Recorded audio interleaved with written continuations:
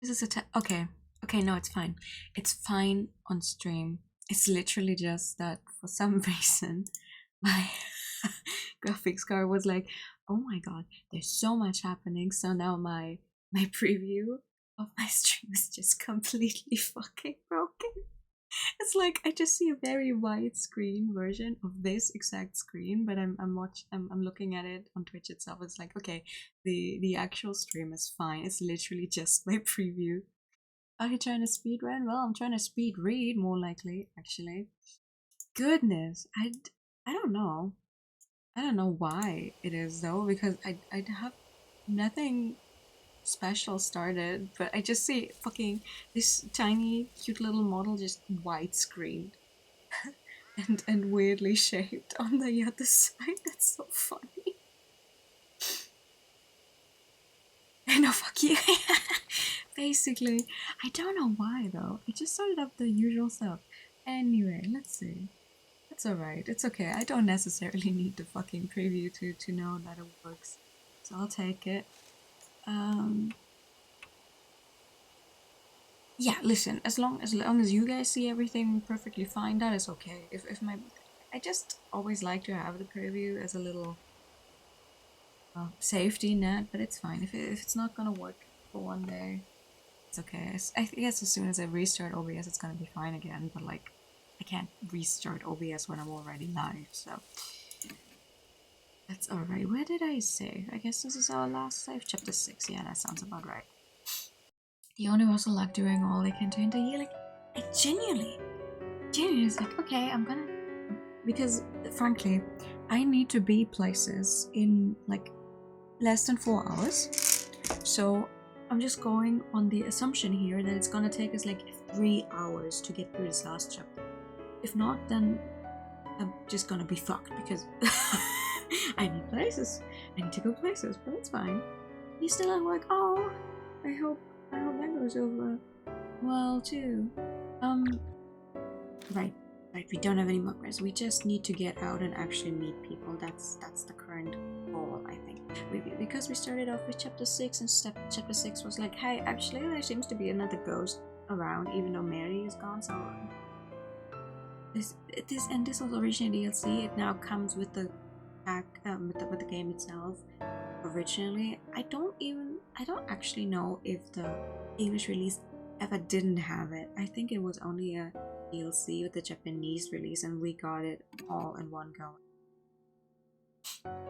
Staying up for about 4 more hours, nice. I think I just have a problem with saying 4 and 5. Like, I read it correctly, but what comes out of my mouth is always a 5 when I see a 4 and the other way around. Arrive at the designated hotel 20 minutes before the meeting time. The rain falling when I left Kuju Mansion has now turned into a drizzle. I park my car in a lot and walk to the street. The hotel, my destination, stands at the end. So that's it. There's hardly anyone on this neon-lit street, perhaps because of the rain.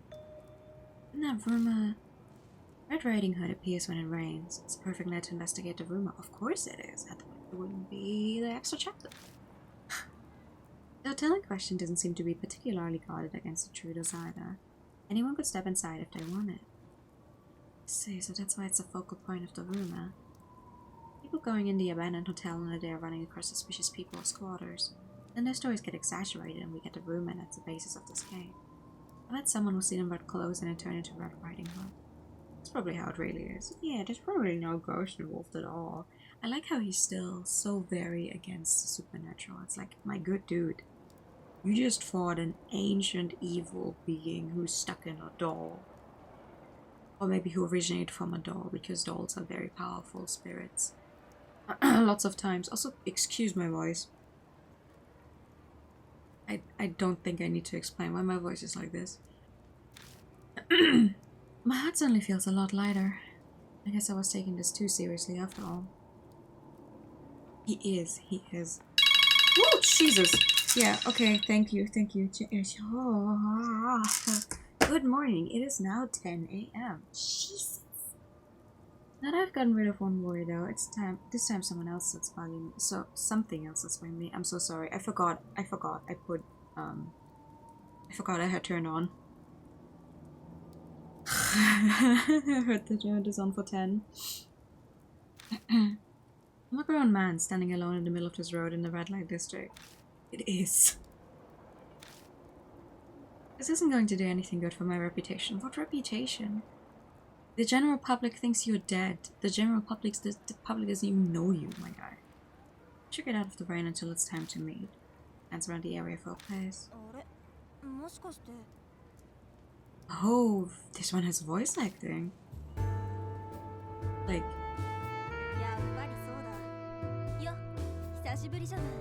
Oh, you guys are voice acted now. That's crazy. A woman in a lab coat appears. It's Madoka Hiro. Hiro? I heard I had help, but I didn't think it'd be you. Good morning, Akira. Hi. Thank you for that. Okay, there's like 2 sentences of voice acting and the rest is okay. What, you don't approve? Pick your complaints up with Yasuoka. No complaints here? No, I didn't mean it like that. Whatever else can be said about her, Hiro is calm, collected, and logical. And the DLC is also littered with little tidbits of, oh, we use words that are not there. Without that was the first Outer Wild stream, right? I think, maybe. The opinions are valuable. Huh. Not much a surprise. I guess you do respect me, as you should. I mean, why wouldn't? Why wouldn't I respect you? Why is my voice going where it's going? My neck tingles on the strength of a judging stare. I wasn't expecting her to have changed, and she definitely hasn't. How many months after the other stuff is this? Like, 3 weeks? No. Not been months. Do you still visit the underground shelter? Yes, well, only once in a while. I've been busy with work recently, so I haven't had the time. Nothing's going on your end. Nothing exciting. Taking some time to relax. I wasn't really asking about you personally. Whatever, I think I have a pretty clear picture now. Ino glances down at the watch distractedly. Is something wrong? There's someone else coming, right? Yeah. He should be here soon. Oh, wait, there he is. I follow Hiro's gaze to find... Hey! Oh, I don't remember what voice he gave you. You were looking for Ping Bean there of Destruction, that's me. I restored my graphics card earlier, apparently, for some reason. Paimon! You were running up for this too? That's not a nice way to put it, but yes, basically. Yasuoka insisted I'll be accompanying you today. Oh, do we just get everyone? But like, here's the entire cast again. Don't worry about me, my health has been much better since then. Oh, that's good. The cover's mostly gone away too. Oh, really? He seems to be pretty confident about that, but he looks as pale as ever. I mean, it's his body and he's a doctor, so if he says he's fine, you'll just have to believe him. I met with Hiro just recently, but... well, I hope we work well together again. You guys need to tell me if any of the dreams don't work, by the way, because for one, I cannot actually check. Usually I can check because I have a preview, but the preview doesn't fucking work because my graphics card just decided to go earlier. Like, I started stream, and at the same fucking second, it was like, ooh! And then VTube Studio crashed, and OBS has now been stuck on some kind of preview screen, and doesn't update anymore. I know the stream works fine, because I looked at it earlier, but usually I have it running alongside so I can like check what's happening live, and but that's alright. It's fine.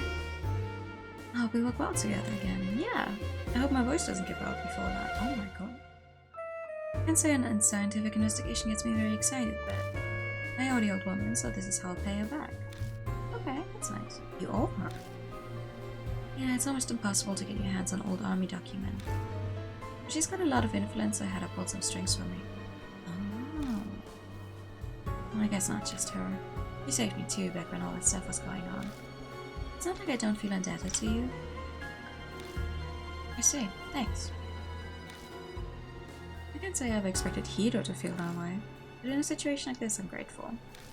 I mean, we did save her from a bunch of snakes. That was a very precarious situation she was in, even without the whole being cursed thing. By the way, is it okay for both of you to walk around in your lab coats? Shouldn't you change? This is a professional look. No, it just means that you cannot wear this one when you actually go to work. I know it makes it easier to recognize a doctor as a doctor, but an actual doctor would never wear their fucking lab coat outside. Doing an investigation like this, it's actually even better than... Hannah's cell phone rings in her pocket. Give me a second. Sorry, I got an email. Let's see here. Peter checks the screen and back turned to me. He just seems as busy as ever. I'm fairly busy myself. Sorry to drag you all the way out here then. I don't remember the voices I did for all of these characters, not gonna lie. No, don't worry about that. If you're after something, then I want to help you out. After all, we overcame a horrible trial together. To us, you're... a friend? No, something even stronger. Like a comrade in arms. Oh! Oh, sorry, I didn't... really... okay. I didn't realize that was a stronger option. Sorry for an interruption when it was an important message. The last person will make it. I was caught by her manager. Damn it! Hi, she means the idol Akashio. Sounds like she's keeping busy too. Bringing a popular idol to a place like this sounds like a PR nightmare. So here, Ina hands me her cell phone. What are you doing? She's still on the line. She wanted to apologize to you herself. I don't really need... Quit your grumbling and take a call. Ina shoves the phone into my hand without letting me get a word in edgewise. I had no choice. My voice when I speak into the phone is surprisingly meek. Hello? Aye? Oh, is that you, Mr. Good morning, it's me, Akashio. I'm so sorry I regret not being able to help you for the rest of my life. Her roll of words is the same as always, energetic and full of exaggeration. I do my best to convince her not to worry. That's fine, really. I doubt anything will even happen over this. Really? I hope so. Oh, my cue's coming up. Please come to our next performance for sure, Mr. Okay, bye! Oh yeah, we didn't go to the last concert because he's scared of going to the concert because, oh god, isn't he gonna be the odd one out going to a concert like that? I'm like, brother, you get VIP tickets from her, just go to the concert. I'm sure she has other fans who are also older than the supposed clientele, whatever. Just like that, the hurricane of a phone call passes us by. Changing excitement levels leaves a vacuum. My head spins. She's tiring, isn't she? The old lady thought it'd be a good idea to bring an idol on the case. By the way, are you close to Kashiwagi? That's an odd question coming from Daimon. Yeah, I mean, I have a contact info at least. You get me concert tickets? Yeah, Work's a huge fan of her, but they can never get a ticket. Oh! I'm sure if you ask her, she would be glad. That explains it. Still, I didn't think she was that popular. I can try asking. How many do you need? 3, if possible. I'd like to go as well. It's a rare opportunity. Oh! You're a little old for idols. What do you mean? You're never too old for idols. Hello? You have a thing for girls? I'm assuming there's something lost in translation here. Like, oh, I think for little girls? It's like, oh, you have a thing for girls? Like, oh, I thought you were gay. It's probably not what they were going for here. Oh, we're gonna solve music. Idols have nothing to do with that. Except to change right now would be wise. Hey! I just wish you could actually hear the fucking voice acting now that we have like 3 lines of voice acting. So, what are you doing here? This case is a request from a client. Wanted to make sure you showed. Jerk. What, planning on observing us, are you? What if you hadn't shown up? One of you is a no-show, in fact. I heard 4 were coming.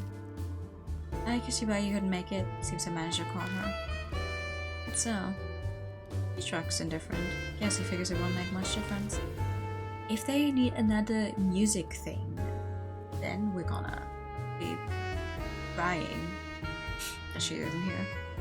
So you took care of the other cases already? Thought I told you I'm just checking in. While I'm here, I have new info on the hotel to give you. Another phone call. Just send someone else's phone call, starts ringing shrilly. It's just one's from my hospital. Excuse me for a moment. One after another. Well, he is a doctor. We decided to take shelter from the rain. Simon has to finish his call, we may as well hear what info Mashta has for us. Ooh. We come into a dirty smoking area on the corner, and we start our improvised strategy meeting. God, this rain is irritating. I hate it. Peter grumbles as she gulps down her drink. Wrong voice to choose from. Mashta gives her a sidelong glance and sighs, exhaling smoke, then he starts to talk. You know what, actually, I genuinely cannot hear the voice acting. Can you guys hear the voice acting? Because I feel like it's completely lost in the music. I mean, yes, I did. I did get some sleep. I think I fell asleep around 5. So I was awake for 23.5 hours. Until I shall make this short. Hotel Masquerade closed down about a year ago now. Yeah, right? They have a few lines that are voice acted, but you can barely hear it, so I'm just gonna read out everything. It's unclear why, but it probably has to do with the owner going missing. Missing? It sounds like the Red Riding Hood rumors. I mean, it's kind of a standard word in any urban legend. Why he went missing is unknown. Something's definitely behind it. He just up and vanished. Peter pipes up, frowning. And it just proves this is a normal case. Is there any point in searching the hotel? Masha taps a cigarette into the ashtray, shaking up the ash. He then continues with the same train of thought. It seems he's going to ignore Hito's question. Few publications had fun with the story for a while. It's prime gossip. But after a point it stopped being reported and everyone up and forgot. This is just my guess, but this area's crime syndicate turf. They likely applied pressure to keep things quiet. Listen, I woke up and was actually feeling pretty well rested, and then I thought, okay, I can try to fit this in before I need to be somewhere else. You have this whisper, it's basically Livy in because he hates switching one. Oh yeah, now I get that. It's like, good voice acting is lovely, but people, like, I either need specific, like, settings so I can turn up the voices without having to, or like I need an extra level to turn the voices up or down, and then one for the music, because I do not trust a lot of game makers to actually mix the two properly. Also, for pretty much every game we stream, I do turn the voices just slightly louder than the music, just so we have a better chance to hear them, because a lot of the time it just is not properly mixed. And I don't understand why, because I think, like, you put so much effort into recording everything, making sure it sounds good, and then you don't have someone check to make sure it's actually, you can actually properly hear it. I don't remember which one it was, but one Otome game, I was getting so upset because every other scene I had to once again fiddle with the voice settings on different characters. Like, not even just the voices themselves, but just, okay, this one character needs to go up way higher, this one needs to go down, until I had a proper setting where I could hear them all on the same level in every scene, regardless of the background noise. And there was like seven characters on screen at one point of my weather. Hello, I'm good. How are you? Makes sense for a red light district. At least that's how it seems from the way he's talking. And what started spreading around at the same time as the missing persons case are. Mr. Races lit cigarette out toward the street. The rumors of Red Riding Hood. I see. The so-called eyewitness reports and the people actually heard things. Put all together, it seems Masquerade is the center of all the rumor. You were that sleep deprived? Oh man. Are you feeling better now? Hisoka brought the request to me and is also of the same opinion. Masquerade simply stands there quietly in the dark street soaked with rain. The neon light at its feet almost seemed to be staring out at the world. Let's see. So do you have any other...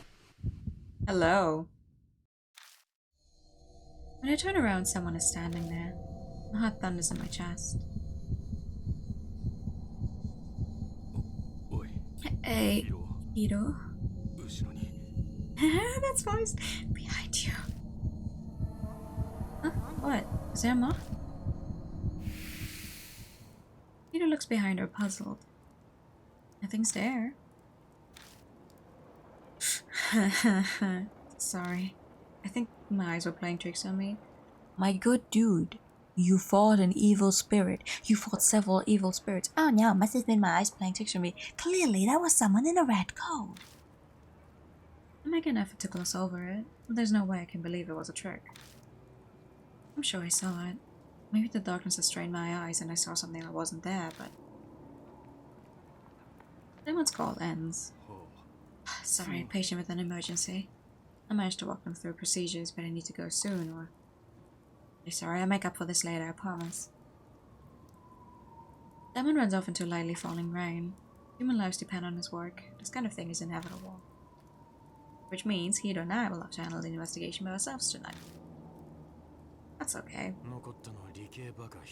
It's a coping mechanism, he needs therapy. Yeah. I mean, funnily enough, his internal dialogue was like, yeah, I'm tries to play over it, but the only one left is a science freak. That's concerning. What did you just say? How you treat people helping you out? Yeah, that's how he treats everyone. Paying no mind to Hiro's violent outburst, Mashita calmly looks at his watch. It's time. Enough gossip. The rest is in your hands. Time to get your eyes checked. No. Time to get into it. And with that, he's gone. What a jerk. It's just how he is. Calm down. He didn't mean anything by it. He's like that to everyone. See? That's what I'm saying. I try to be soothing, but that stung her pride. There's no way I'll be successful. I can't calm down when someone's just treating me like an idiot. Just you wait. I'm going to make sure I find a clue and I'll rub it in his stupid face. Oh, she's more motivated now, so... Come on, let's go. Oh, okay. Hell yeah. Good. Well, let's get into it. We step inside, are greeted by chilly air. Is this marble? Our footsteps echo across the exquisite, detailed floor. Where are we? It's a hotel, so the first floor is probably the lobby. Oh, right, yeah, it would be, wouldn't it? It's only been a few seconds since we've set foot into the hotel, and yet Hiro's fiery determination appears to have puttered out. Where did all the energy disappear off to? Had to wait outside, not allowed in. Are you okay, Hiro? I'm fine, not like some weird spirit's going to pop out. This is nothing compared to the underground shelter. But now do you think something's odd? Like what? Maybe it's because it's only been a year since this place shut down, but it's less damaged than I thought. I assumed there'd be more graffiti and stuff. True. You know, now that she mentions it, it's true. Yeah, you're right. Doesn't look too bad. This door. It's the emergency staircase. The sign's above the door there. I shine a flashlight around, and while the place is dirty, nothing's really broken. But we were able to come in here off the street without anything getting in our way. So then why? Must have mentioned earlier, he said this hotel might be connected to some crime syndicate. Yeah, what about it? Maybe that's why it's still nice in here. Anyone who'd be most likely to tag would be... Oh, gotcha. So it's a gang thing, then. You think they made it off limits? On the other hand, maybe people stay away because dangerous things happen here. I should probably not mention the possibility to her. It helps, though. Everything should be mostly intact. So what's the plan? Should we just do a thorough search of each floor for now? If we don't have any particularly useful info, we'll just have to search every nook and cranny like Hiro suggested. Nothing else we can do. Okay, let's get to it then. Well, it's easy to get out of here, so that's good at least. Yeah, you say that now, but I wonder about staircases and stuff once we go up. If we're in danger, we'll hold the investigation and withdraw. Good, alright. See, I'm just to the reception booth. Yes. Keyring has been left carelessly on the front desk. Ring has a tag that reads for emergencies. Emergency keyring. Good. Nice. Looks like you found something useful right off the bat. If it says it's for emergencies, then Peter looks at the door to the right. Might open the door to the emergency stairs. I am assuming that's what it would do if it's the emergency key. Let's try it. Hello. Use the emergency keyring to open the door. That's a yes. Go up.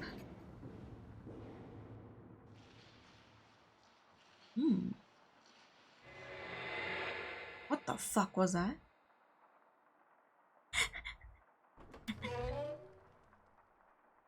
Don't think about it too hard. Oh, God. Oh, yeah, okay, right. It's called Masquerade, so there's gonna be masks around, right? The bed with the mattress. Hello. I lift up the mattress and look underneath. I notice a notebook lying there. Mask, guest book 202. Instead of the walls today when your paintings. Guest book? Why? It's just... I flip through it. Inside are pictures drawn in colored markers. Hotel Masquerade's guest book. Feel free to write about the sweet, sweet time you spent together. Really, they didn't need to be told twice. Still, I can't believe anyone who frequents a hotel like this would write such things. What task goes appears whenever they wear glasses. Oh no! It's just me. It's just me in a horror game. Hello? Do you also want to find a ghost? Brr. No, you just want to go brr. But you know what they say about assuming. Every single page is full top to bottom with lewd suggestive comments. Ah, so that's what people do. Hiro? Suddenly Hiro's peeking over my shoulder at the guest book. Instinct makes me try to hide it, but she plucks it from my hand easily. There's no reason to hide it, we're not children, you know? Well, yeah, but... Now, let's see here. I see. Oh, meow. Hello? You cat? I thought she looked through it humming a little tune to herself, but...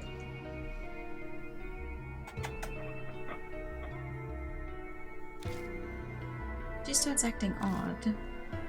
What's the matter, Hiro? Huh? What? I'm fine, I've just had enough. Reading stuff this vulgar just sinks to your head. Take it back.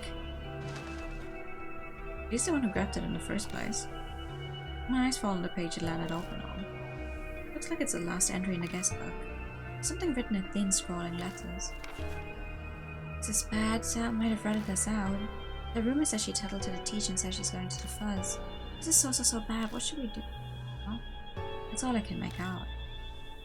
Teach? The phrasing. Rather immature. Must be a student. Yeah, I think so too. Isn't it strange? A girl her age isn't normally at a hotel like this. Oh, maybe schoolgirl prostitution. That would be a reasonable assumption. It's horrible, but that's the only logical conclusion. It would mean this entry. Sounds like she was panicking over having things leaked by a friend. How stupid can she get? You read what yourself. Dope. Hiro. If it's actual schoolgirl prostitution, I don't think the schoolgirl is here for her own volition. Let's have their own issues to deal with too. It's not such a black and white situation to be able to say that she got what she deserved. Thank you. But at least one thing has been made clear thanks to Dia's notes. Sounds like the rumors about this place being tied to a crime syndicate are true. It's obvious that there was a lot of illegal stuff going on here. That sounds logical enough. The number in the guest book must refer to the room number. There may be more guest books. Sure, if you could get more info from these entries, we might be able to figure out what happened here. Let's keep an eye out. Okay.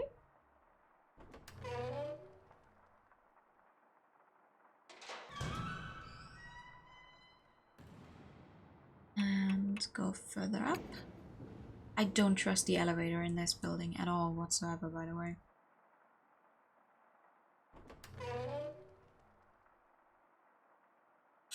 Alright, what do we have here? I sold some cheap fake flowers. Nope, that's not what I wanted. Am I in the right room? Yeah, I am in the room I want to be in.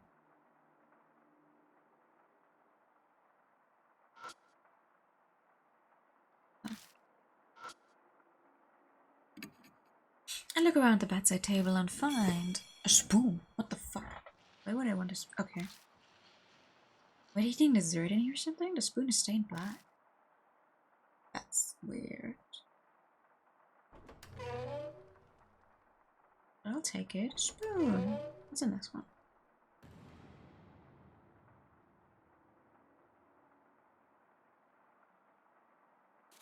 Wrong room. That's what it is. Hold on. Wait. Something else in here? Bathroom. Bathroom. That's where I wanted to go. Oh, hell yeah. Toilet section over the glass door. Time to touch it. I open the door and check the toilet. I find a wallet covered in black stains. Ugh, that's moldy. Try not to breathe it in. Anything inside? Check inside it. There isn't any cash, but a credit card. Yes, probably dropped this. The stains make it so I can't read the name on the card. You could use it to ID one of the guests. Don't you think you should take it with you? Yeah, you're right. That's the doors, yeah. That's the doors. My reply is half-hearted. I'm distracted by the stains. I don't mention it to Hiro, but the stains on the card look like old blood stains. Oh, yeah, right. I guess if blood dries long enough, it's gonna be black. Alright. Let's go further down again. Down. And into room 201. Hello.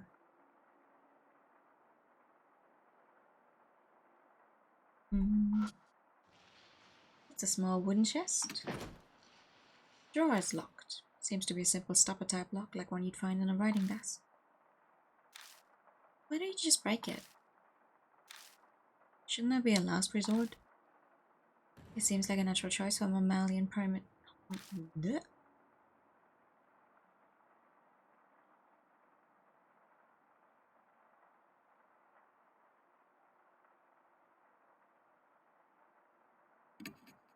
Looks pretty cheap, but seems in decent enough shape. When I take a closer look at it, I spot a crack between the drawer and the top. The object flashing inside seems to be a lock stopper. If I stick something thin in there, I might be able to break the clasp and open it. There we go. Now we use the credit card. The squeaky doors would do me in. Oh, absolutely. No, they're very much there for effect. How could you sleep when every now and then a door opens and closes so loudly? My mind made up, I take out the credit card. What are you going to do with the credit card? Well, open the fucking thing, dude. I want to try something. I don't know if it'll work though. I slowly push the card into the locked gap between the drawer and the top. It's a narrow fit, but I'm able to slide it in without any resistance.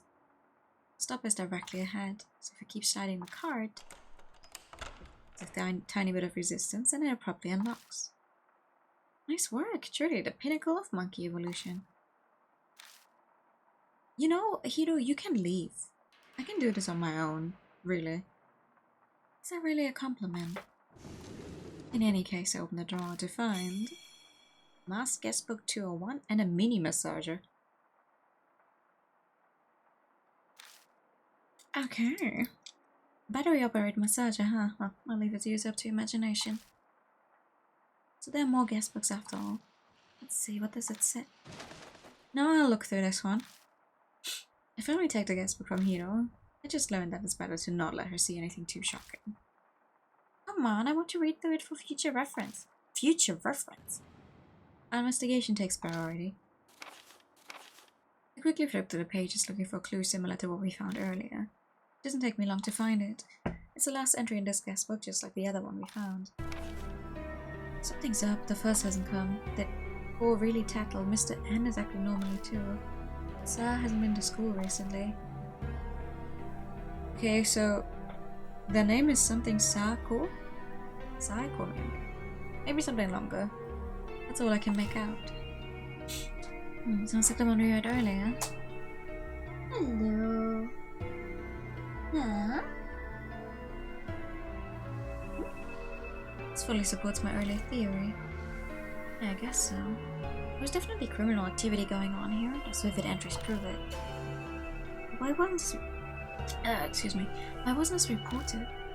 A question. This entry makes it sound like she was being backed into a corner. Someone was plainly threatening to tattle and it was someone they knew too. They wouldn't be this shaken otherwise. And supposedly this person reported to the teach too. And the entry says that in the end the first Aka, the police, never came. Can't come to a conclusion just yet. All we can do is speculate. Oh! For maximum spook, open all windows and doors so that the walls move and sometimes loudly shatter. No! To die immediately, I guess. What was that? We both freeze for a moment. All is silent. Was there a noise from above just now? Yeah. Someone might be above us. On the 3rd floor? No one was around when we were there earlier. Should we go see? Certainly not. Oh, should we go see? See, this is what they do in horror movies. Where it's like, oh god, I heard something. Should we check it out? No, you should leave the premises immediately. Of course we're gonna go check it out, though. Alright. Go up.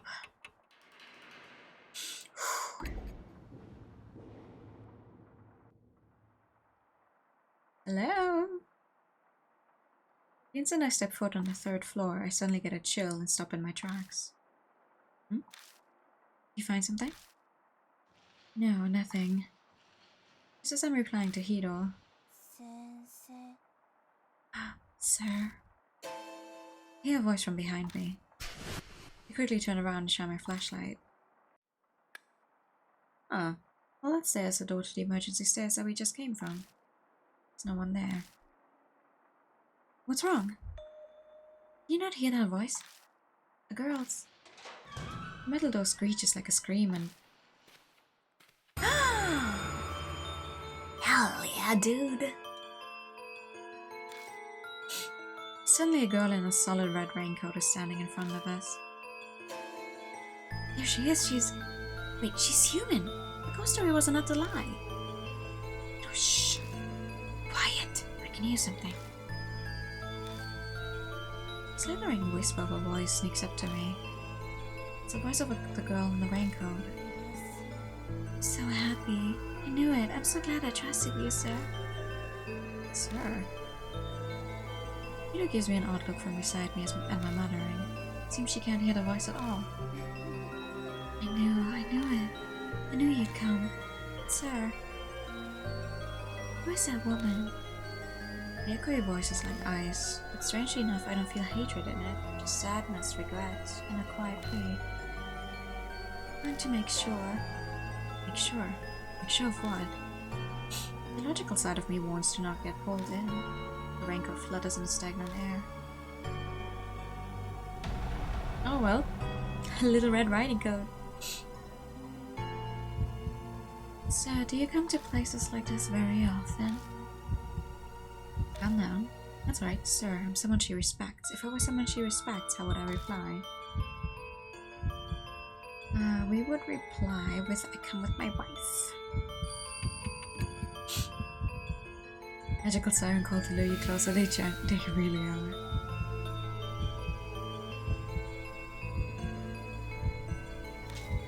Yes, of course.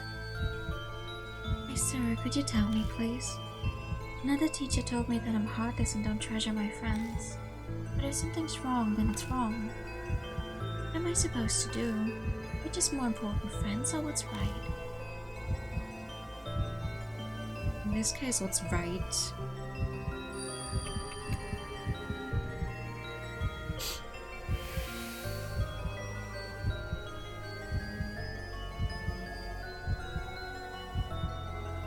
Tell me one more thing, please. When people are selling and buying bad things, then who's in the wrong? Both, because one of them offers and the other one is buying.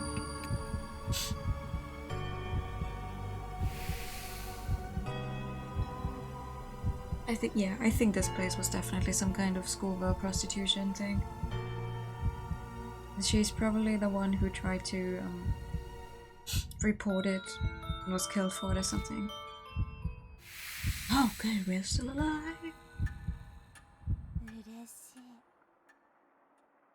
So happy you're really him. Hi, good morning.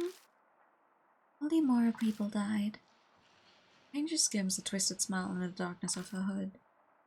Is this sir? More importantly, who in the world is this girl? Questions swirl around in my head. Not a second of hesitation. Oh! The gift of the girl sways like a pendulum and disappears into the staircase. Yes, because I have places to be later, so I wanted to try and fit this one in. I don't know if I can actually make it though. End. Hiro, don't do that! Hiro dashes madly after her. Hiro, don't go! You shouldn't. You shouldn't. Desperately call after her, but there's no reply. Footsteps echo sharply up the stairs. No, I got this chibi model a little while ago. I just use them interchangeably. Sometimes I use this one, sometimes I use the other one. Whatever I feel like it. The footsteps echo sharply up the stairs. Shit. Better follow her. Wait, further up, we have not been to the 4th floor. Oh, what are we on right now? I can't see it myself. Ooh-hoo-hoo. Oh, with level. Yeah. Nice. Oh. Up.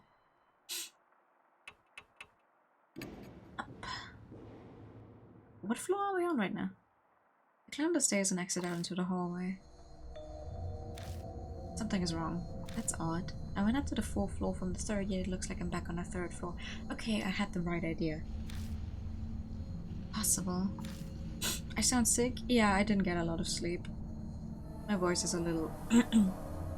That's why. Must have been flustered and made a wrong turn or something. Shine the flashlight to the floor and envelope like... 3rd floor? No way. No, it's just some kind of misunderstanding. It has to be. I tried to reassure myself as I climbed the stairs another time, but... Sure enough, I come out on the 3rd floor again. Possible. This time I'm sure. I'm absolutely sure that I was heading to the 4th floor from the 3rd floor. And yet this is obviously the 3rd floor. If I'm not hallucinating and this is real, then there are two possibilities. One is that all the floors above the 3rd floor are intentionally made to look like the 3rd floor. Why would that be? The other is that some mysterious power is stopping people from going to the 4th floor. That seems more likely. Oh god. Hiro definitely ran upstairs from the 3rd floor. If she got caught in the same phenomenon, that's affecting me. Is it possible that Hiro is also still on the 3rd floor? If it's impossible to get to the 4th floor, then Hiro could still be on this one. Yeah, let's check it out then. I should save sometime. Let's go in here. I step inside the guest room. Oh, something's not right in here. Is there a bunch of spiderwebs? Cobwebs, not spiderwebs. I just called that in German. Are these... Oh, they are called spiderwebs? Never mind then. I'll take it. When I entered just a little while ago with Hiro, these weren't here at all. All the floors are identical because I would get so lost. I mean, it would be so funny if you kept going up and it just said 3rd floor on all of the plaques, but you actually ended up on the 7th floor or something. That would be hilarious. If it wasn't an abandoned building where people would kill you, you know. It's hard to believe it, but the room is covered in spiderwebs now. I hear the bathroom door open. Oh god. Hi! Hiro? So this is where you were. Sorry. 1 second.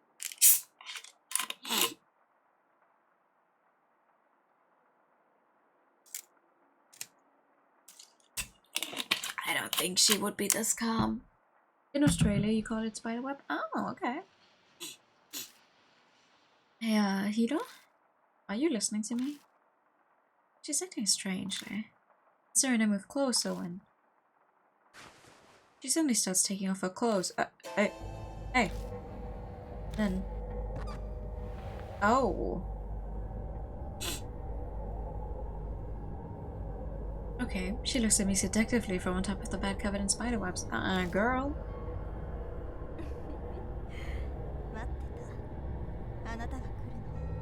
I see.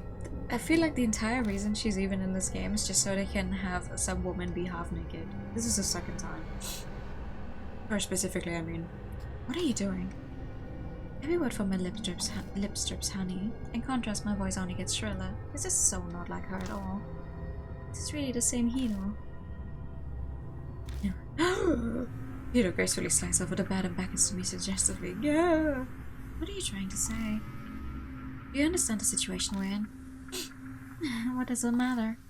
You here, I'm here, isn't that enough? Is she being possessed? Her pale thighs glow on the bedsheets as she poses seductively. She almost looks like a spider preparing to strike at her prey. I just wish the CG wasn't there the entire time while I have to survive now. We're all alone. Don't hold back, take a good look. The red raincoat flashes before my eyes. Maybe Hiro's acting like this because she continued the questions from earlier. In that case, a clue would be... Remember, what did she say before? Go and look. No. Have some shame. Have some shame. Have some shame. What wicked webs we weave. It's a lot of W's.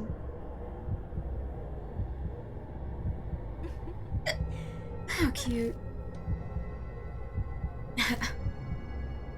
Hiro suddenly starts coughing violently. It's hard to breathe. Please, my bag. But your bag? Okay, pat her back. We are not taking off her bra, excuse me.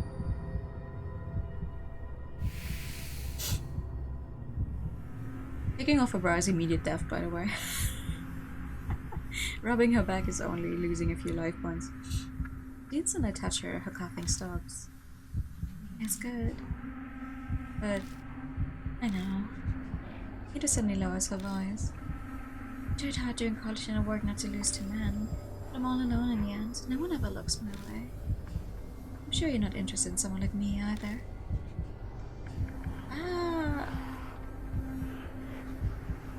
I depend on you?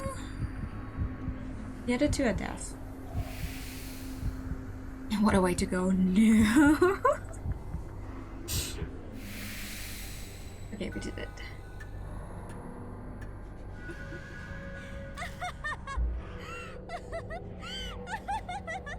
Yeah, alright.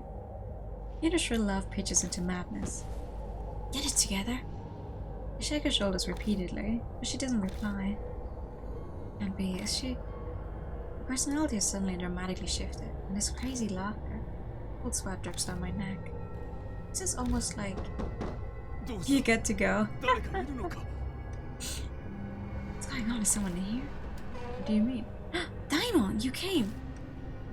Sorry I'm late. I rushed over as soon as the emergency patient was stable. Something happened. Yeah, have a look. I'm not sure, but I quickly tell Daimon what's going on. He swiftly examines the laughing Hiro and turns to me with his findings. No physical trauma, but her mind's confused. She needs to be hospitalized. We're on the 3rd floor. How do we get her out? I've flown the patient carrier. We just need to get her on our backs. She has a severe case of hypothermia. I think her brain is just filled with spider webs. No. We need to hurry. If she's been poisoned, then time is everything. Alright, I'll help.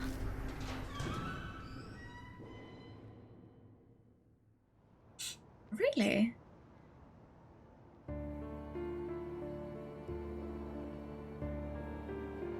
It was a bizarre and horrible night. In the end, Hiro kept cackling as we carried her out of the hotel. We put her in an ambulance and Diamond rode with her to his hospital. The siren lasts through the night. Exhaustion bears down on me and I find that I need to sit down. When I come back to my senses and look up, the rain has already stopped. But I think they're burning up because they're so cold. Oh!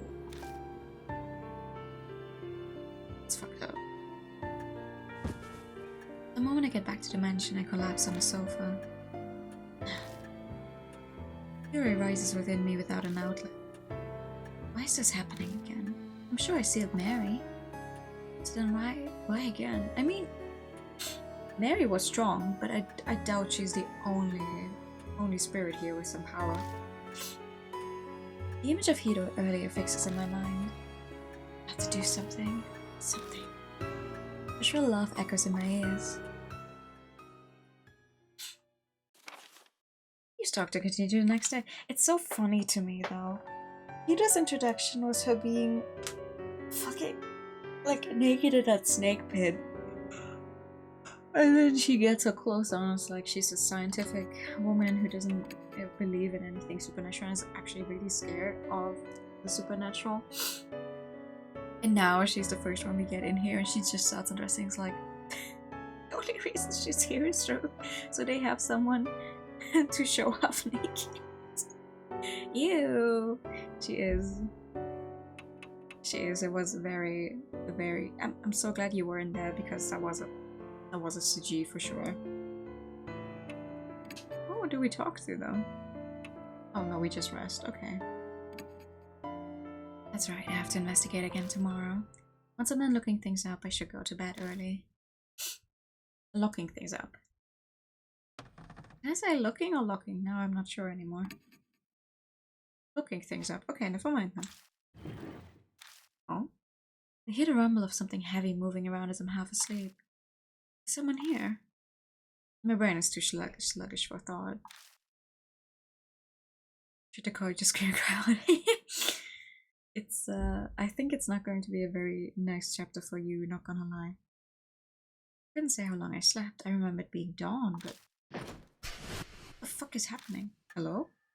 A loud noise makes me spring upright. Oh hey! Young eyes are staring at me. I'm so sorry. I woke you up. Suzu? What are you doing here? How did you get in? The room was messy, so I thought I'd clean it for you. Sorry I didn't ask permission first. That's not exactly what I meant. Oh, are you awake? Jeez, are you a little too careless? We didn't close the door. We didn't lock the door. Christy, you here too?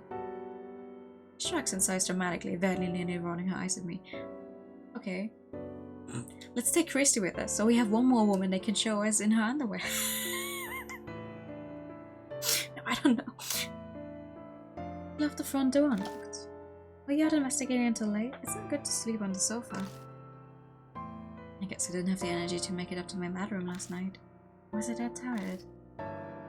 Yeah, something like that. Take better care of yourself. But do you want some coffee? No, I'm fine for now. More importantly, why are you here? She glances over at me in-house. I'm dropping off reports from Mr. Detective. Mr. Detective? It must be research for Mashta's case. But who would have thought Christy would listen to a request from Mashta? The man is the worst. The attitude he had when asking for a favor. If I didn't owe you, I'd have flat out told him now. Yeah, she didn't agree because she wanted to. I understand, but why is Suzu here too? I told her about my visit and invited her. We exchanged numbers a while back. Suzu has a phone? Are you like 3? She certainly surprised me suddenly asking to be friends. It's the first time I've been friends with an adult. Christy whispers to me. And I can't help but be worried. To make sure that creepy otaku isn't doing anything weird to her. Honestly, of all our characters, I feel like he's an actually good dude. Just living his hobby. Love the children sometimes. That's why. She was worried because I ate us so forward. No, more likely because Suzu's too innocent. I'm a little relieved. He didn't seem very well when I was here before, so I've been worried. Is that Suzu? I think that's Suzu. Thank you. It seems you're fine now. I wish Ada could have come with us. He's working at the factory today. He has a job now. Looks like Ada started working seriously. It's never too late to start something. I hope he tries hard. So moving on to the matter at hand. You heard how the owner of the hotel went missing, right? I have connections with the copy editor of that article, so I asked her. Sure enough, the expression clouds over. The hotel and rumors of its illegal services were juicy news for the media. Even knew that there was a mediator organization managing it. Reporters looking into the flow of cash actually got some concrete proof. Oh, this telling of the story is fascinating because Christie used to be in the media herself. Things recorded in the guest books we found may have been connected. Before we talk more about it, Suzu, sorry, but would you mind doing more cleaning? I've been putting it off for a long time, so the second floor is a giant mess too. Okay, I can do that. I'll borrow your cleaning supplies then. Yeah, okay, we'd rather she clean than hear all of this, huh? Suzu skips up the stairs. Christy seems to immediately catch on. Not exactly a topic for kids' ears, huh? I'm sorry, I didn't realize. No, it really is messy up there. Anyway, tell me more. Yes, so the media at the time should have been pursuing the heart of the matter, but it's like this case was hardly reported on. The media caught wind of the story, so the police should have been briefed on it as well. And yet what took place is masquerade shrouded in darkness. What took place at Masquerade is shrouded in darkness. Jesus Christ. Axis, please, for once in your fucking life, proofread your games. Seems something's behind all this. Behind? What do you mean? I don't know if this is true or not, but they had a whole list of all of Masquerade's customers. Famous politicians and businessmen were on it, of course.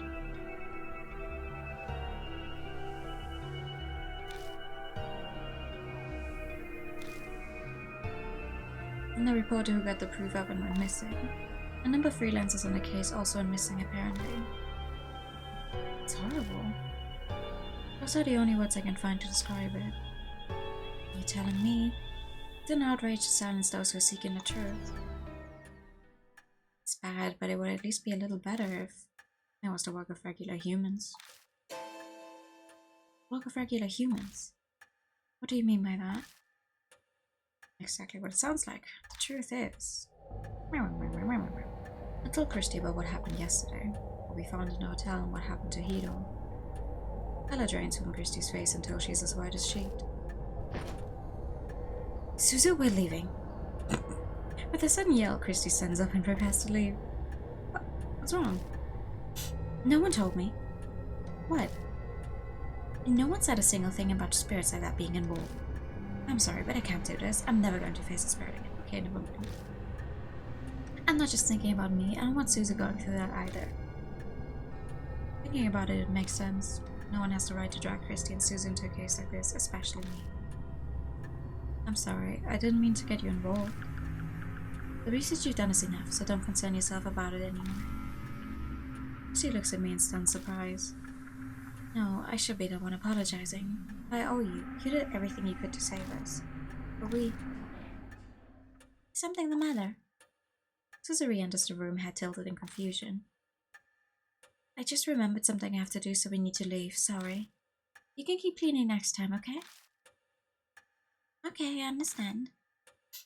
Suzu nods, though she looks suspicious. She's very perceptive. She has to have picked up the strain there between us. Well then, see you, Mr. Right. Thanks for coming all this way. You were a great help. I'm very grateful.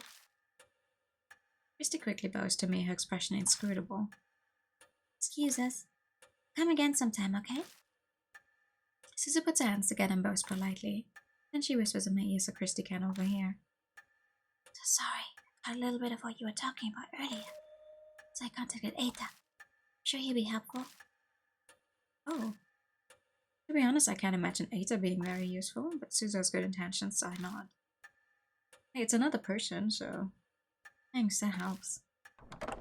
They're really going to give us the entire cast in one way or another, huh? I do my best to smile as I see them out of the mansion. I need to get ready soon and head out. Yay! Christy's information. Let me actually see that though. Christy's information. No.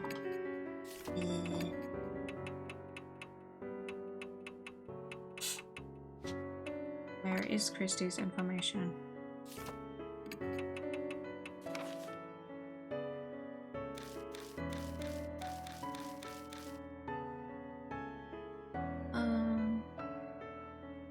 required to release them might have been because some of the guests were allegedly political bigwigs. Okay, no, it's just a collection. Okay.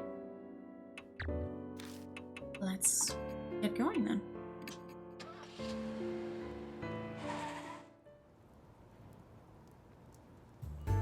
I didn't think it would go for 2 days straight. It is sprinkling again tonight. I love the music here though, very jazzy. That is something mood for the investigation, huh? Mother Nature is just taunting me. As the time comes to get the search started, 2 figures finally appear. Right on time. Did you get any sleep? Emma looks exhausted, probably as a result of everything that happened last night.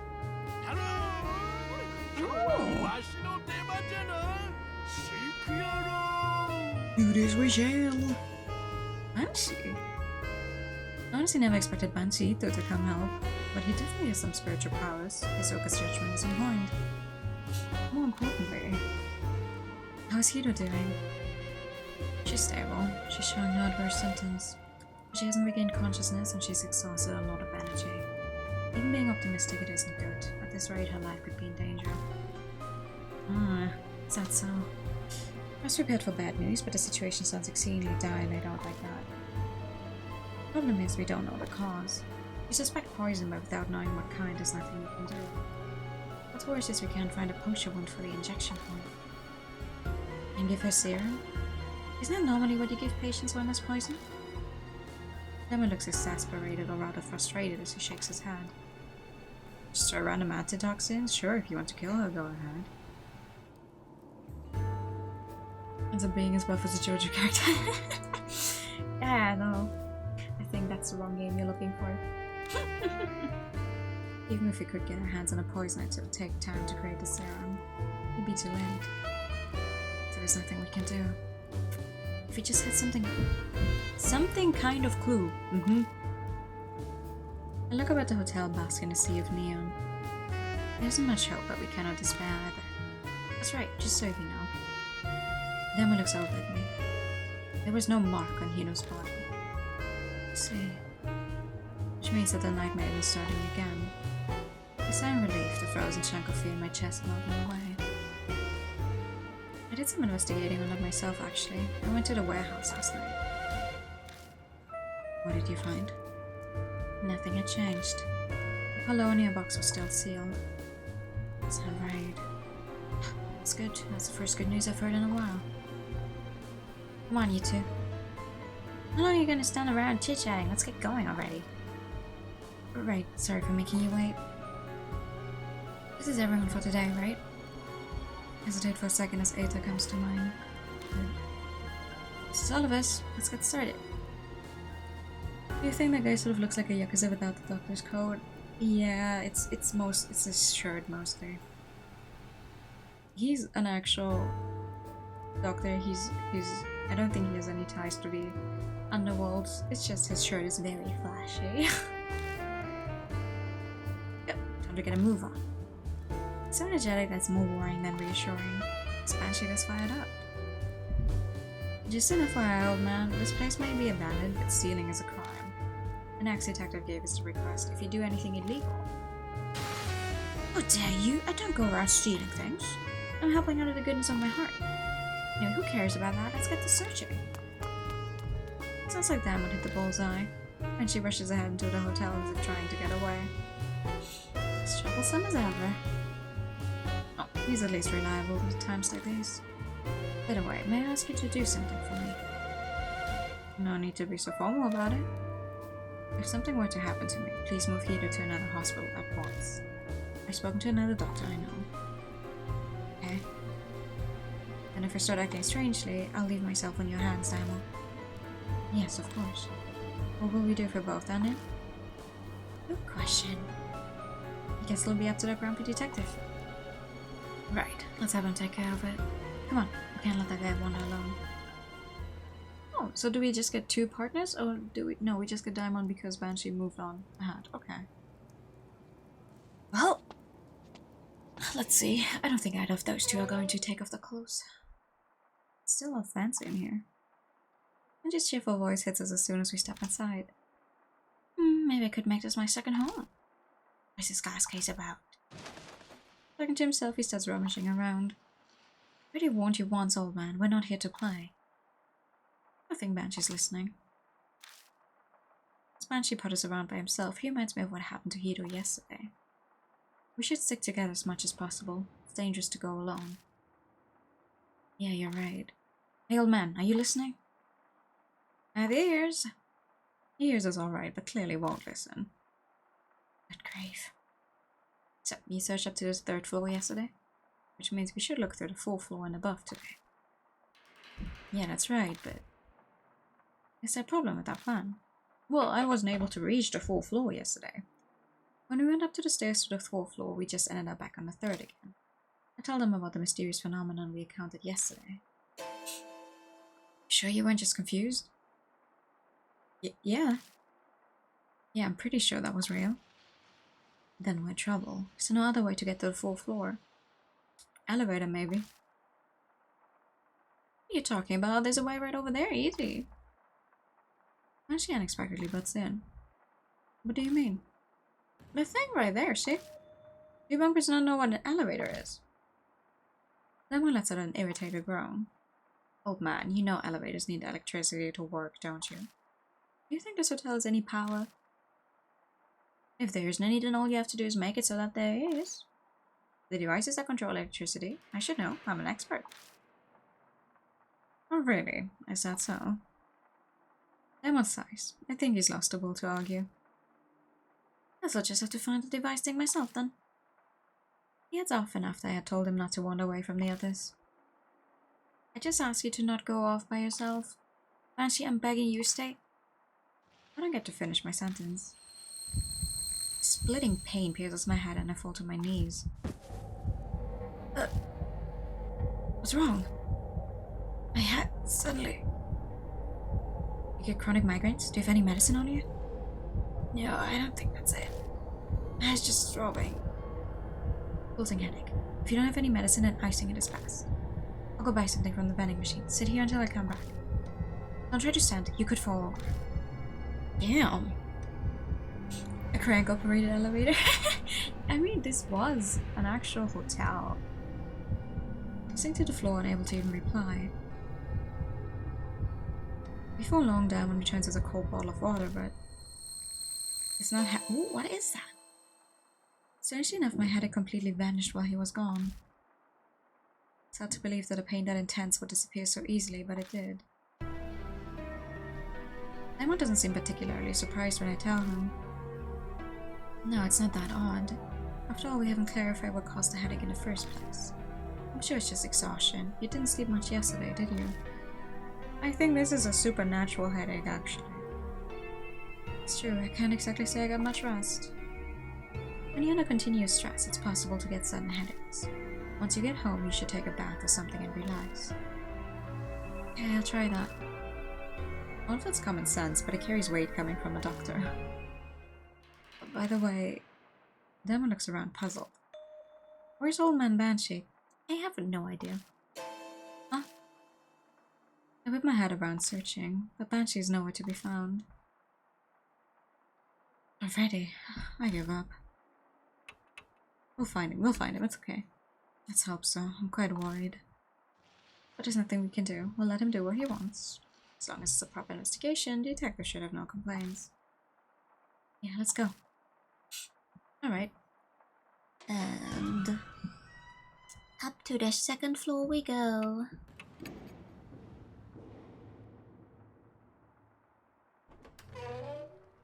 Let's see. Anything? Oh, new in here. I try pulling on it, but this doesn't budge. I have to lift the bed up a little more if I want to get it out. What do you think? Can you lift this? Well, I can at least hold it up. I just have to give it a try. Make sure you don't hurt your back. 1, 2, 3. We both lift the bed up together. I managed to drag the object out with my foot. What is it? Got it. We can put it down now. I worked up a sweat. What do you find? Contraceptive. Strange it hasn't been found until now. Well, at least it hasn't been used. How does that help us in any way? Command break the seal. Okay, game.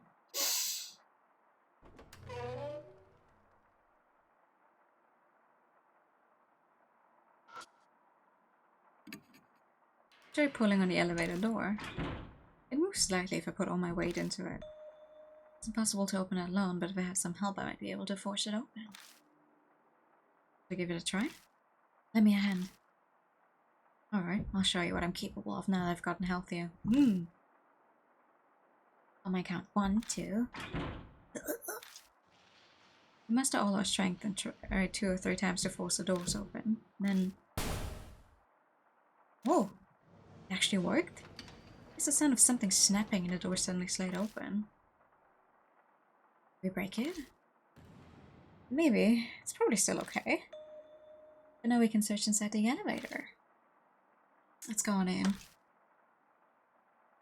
Let's go on in. Oh boy. Hello. Manually opening the door with my hands and stepping in feels really weird. Demon conscientiously closes the door once he comes inside. Why would you close it? What if you're stuck here? Doesn't leaving an elevator door open concern you? True, I think it was just habit that I didn't think about it. Still, are those spider webs on the ceiling? It looks like it. An enclosed area such as this would be a good place to spin a web. Now then, where should we check first? Good question.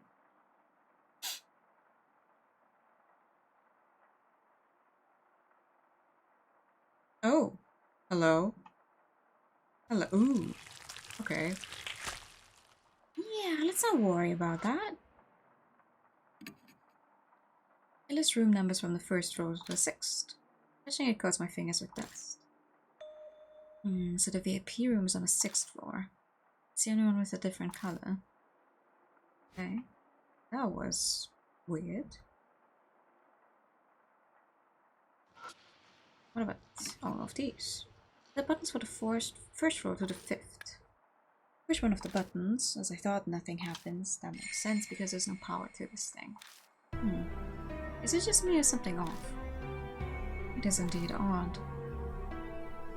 Buttons only go up to the 5th floor, and yet... Floor guide says there's a 6th floor. That is quite concerning. Maybe you can only get to the 6th floor by using the stairs. I don't think so. It says the 6th floor has a deluxe suite. I've never heard of a VIP room that you can only get to using the stairs. That's a good point. They wouldn't make the guests of honor use the stairs. But then, what does this discrepancy mean? I suddenly remember how Banshee was fixated on the elevator. He somehow knew it held a secret all along.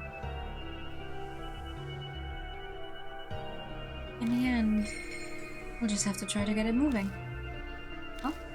It was moving. This elevator, like what Banshee was saying. Demon stares at me, his face a mask of utter disbelief. You know Banshee has mysterious powers. Maybe we just need to bet on them. Though his idea has a huge hole in it. The problem is how we go about getting it to move. I don't have the slightest idea. I see now. I thought he was going to get irritated with me, but Diamond thinks about something for a while. Then he slowly starts talking. To be honest, I've been giving it a lot of thought since then. A lot of thought to what? Why we survived. Or more, why the spirits are vanquished. I've been considering the reason. It's surprising to hear him talk about that. He speaks as if recounting something painful. The reason why, it's clear that nothing physical was behind it. I get the feeling they were vanquished for a more meaningful reason. Otherwise, a soldier wouldn't have crumbled just from one hit with a chisel. Which leads me to one answer. The fights we experience with the spirits weren't actual fights. More rituals of certain conventions. Rituals? Yes, just like religious ceremonies. Rituals that are presented to the spirits. You thought... I know. I am not going to make it just my last name ever again. It's... A ritual is a reenactment of something. Obviously it doesn't actually take place. But maybe going through the motions satisfies those on the other side. The one's purpose is accomplished. In our case, the spirits were vanquished. Then the marks disappeared. It's all conceptual, but it's a convincing argument, especially for those with personal experience. For example, we vanquished Hanahiko with a lipstick and a hand mirror, but we were essentially reenacting his memories of his mother. And if you define a ritual as a reenactment, then that would mean our fights were ritual. I understand that, but does this require a ritual too? That was my point. We must fix the elevator, that much is clear, but perhaps we only need a ritual, in other words, go through the motions. So you're saying we need to perform some kind of ritual to get the elevator moving? Maybe. It's almost like playing house. This isn't playtime. Rituals are serious. No adult would get excited over a groundbreaking ceremony. True, I would. This is the work of a being caught up in some delusion like the spirits. A ritual might make something happen. Investigation was entrusted to you, therefore I leave the decision to you. Okay. Sure. Let's get out of this elevator, though I don't feel safe here. Let's go to the 3rd floor. The natural 3rd floor. When we return to the 3rd floor... this is interesting. Banshee is there. He's appreciating a painting on a wall and mumbling something. What's interesting about the painting? What are you doing? You aren't planning on stealing that, are you? Even I can tell this painting ain't worth a dime. I was just giving it a good look-see. These paintings seem to have a specific order to view them. See you, I'm gonna go look somewhere else. What? Bruh. And she disappears toward the stairs. Okay. Hello, room I accidentally walked into earlier that looks a little weird. Oh god, what's happening here? The door doesn't budge. I think it's warped. Oh. Let's see if I can fix that. The one opens, it must be broken. Put my hand on the door and try pulling. And it doesn't move at all. Let's see. Try opening it while pushing from another direction. Which direction is that? One not involved with it opening or closing, so from the side. Try pulling on the frame again. I'll try out my idea. Oh. I pull on it again, as I'm told. Diamond puts his hand on the side of the knob and leads his way toward the hinge. Then, the door, which had stubbornly refused to open, now abruptly pops open. Oh, it actually opened. It's a little life wisdom. I live in an old traditional house, so I deal with my fair share of troublesome doors. Oh, do you? Makes sense. You never know what's going to come in handy. There might be something inside. After all, this guest room seems different. Yeah, we should be careful. Let's go! Open the door to the bathroom. Okay. Oh, this one doesn't have a mirror.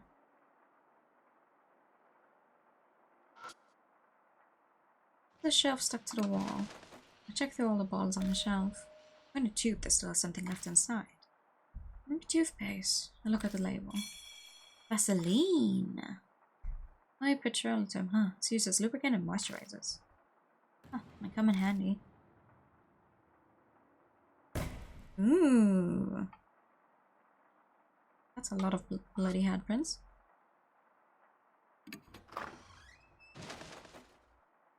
I step inside and dig around in the bathtub. Huh? I immediately notice a large object that looks like a small log. What's this? I stare at it until I realize what it is. A wooden horse head. That one seems shocked. It might be a little late to be saying this, but you really are impressive. Why? Because I don't get shocked by all of these things? Maybe.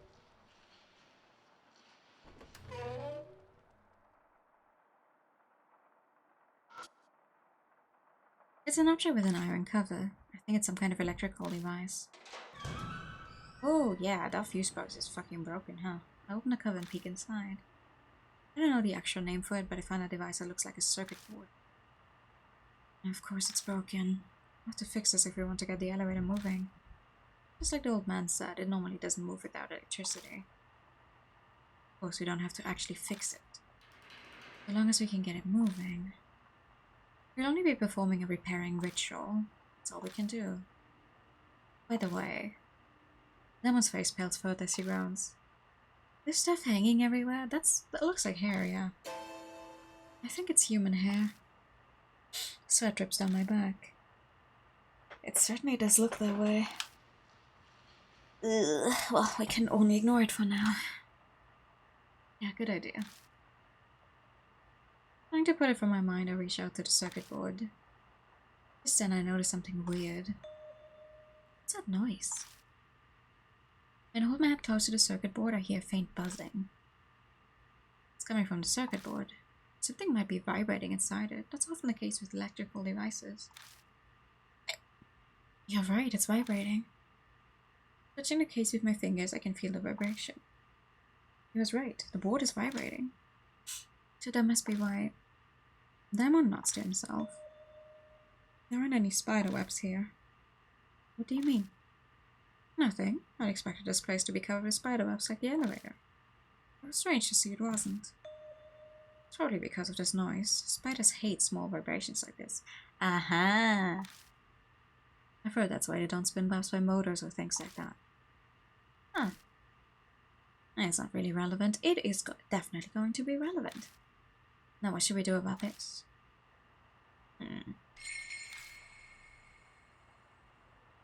Good question. Central switch is badly damaged. Everything else looks like it's functioning fine. Okay. I got a contraceptive. This isn't its original purpose, but it's still rubber. If I stretch it, it should work like a rubber band. I stretch the contraceptive with both hands and hook it on the switch. It takes more strength than I expected. I managed to connect the ends and fix the switch in place. You're pretty imaginative. Hey, rubber's rubber. We repaired it. Yeah. Let's see if that works then.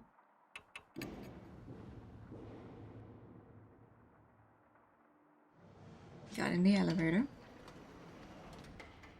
Then use. That's one way to unfuck the situation. Made a Vaseline around the keyhole. Nothing more than a replacement for oil, but it might help the key slide better. Good, except I don't have a key yet. Okay. And down.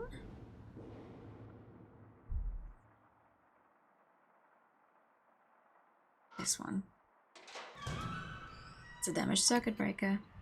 The bar is broken. It's the only place that's obviously damaged. I got the spoon and place it on the bar. Metal conducts electricity, right? So electricity will be able to pass through that. Honestly, I would not get into an elevator that's fixed like this. But I'm not sure it'll actually work though. It might be enough for what we're trying to accomplish right now. I force the spoon behind the copper bar, and it sticks in place rather nicely. Nice. Good.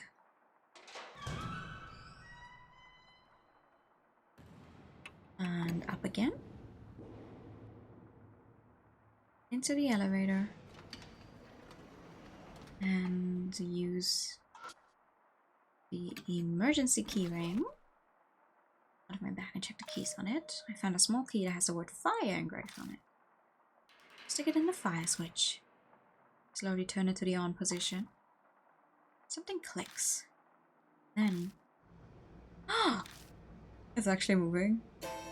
The elevator automatically moves to the first floor. Oh, that's so fucking scary. Oh god, I do not want to be in this thing. Getting the elevator moving on foot to break down in between. Yeah, right? Like, that's what I mean. It's like, okay, what if it does actually end up moving, but what if it gets stuck again? Like, I'm sorry, you used a spoon here. Diamond groans as he wipes sweat off his face. I can't believe it. It actually moved. Wait a second. You're the one who suggested we do a ritual. I suppose so. Still, I'm shocked. But now finally. Yeah, we might be able to go above the 3rd floor. Exactly, I wonder what we'll find. Oh, 4th floor it is then.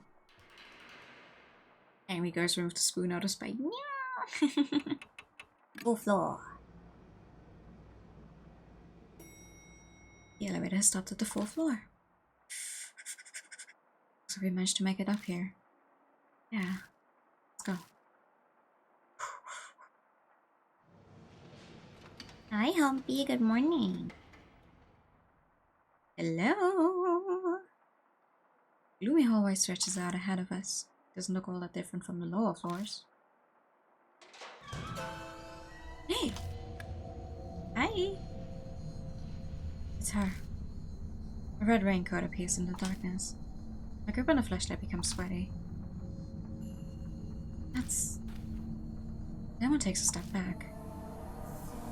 Sir, other people are unnecessary. You're the only one I want to see, sir. I don't like gross or scary things. It's calling me sir again. She seems like she'll listen to what I have to say. I should try asking her something this time. Nice. Anything really, I just need a clue. Anything that can help save Hiro, who's suffering in pain at this very moment. Okay. Mind made up, I take a deep breath, but... Diamond stumbles over something and falls. Hey, are you okay? Sorry, nothing's wrong. Huh? Diamond falls silent as he tries to stand. I look over at him and immediately see it. The thing Diamond stumbled over is a giant... Ooh! Diamond instinctively scrambles back. What is that? Something that looks like a giant cocoon is sticking to the floor. I can see a scarf and hat entangled in the glittering thread. They look familiar. No, it can't be. Banshee? Old man, you're kidding. Why do you get up here so quickly? Banshee, can you hear me? Please say something. I hear a muffled voice from the cocoon. He's alive. Oh no! Spiders. I quickly move to shoo them away, but I see a red figure out of the corner of my eye. Yeah. Diamond still panic, he's unintelligible, but I know what he's trying to say. Escaping to the elevator is our only choice. Go, go! Together we rip Banshee up off the floor. Carrying him like a log, we stumble to the elevator. We fall into the elevator and repeatedly slam the button for the 1st floor. Banshee, can you hear me? Please say something. Diamond tries to give Banshee medical treatment. Damn it, he's no longer responding. His body's going rigid. As Diamond focuses on helping Banshee, I see something black scrubbing by his shoulder. Diamond? Huh? Ugh. I blink and suddenly the entire elevator is filled with wriggling shadows. They come in one after another. Oh boy. Yell at them to leave.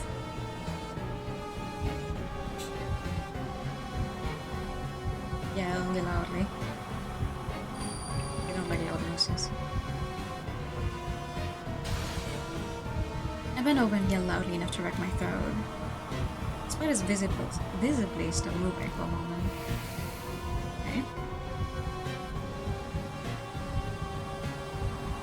Come on. Still coming? I need something stronger. Use the mini massager we found. Because they don't like vibrations either. Perfect use for this kind of thing, for sure.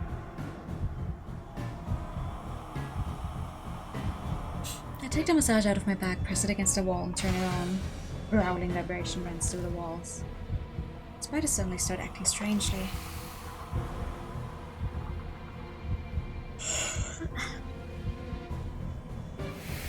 Nice. Good. Creatures vanish instantly as if they'd only been a mirage. What's going on?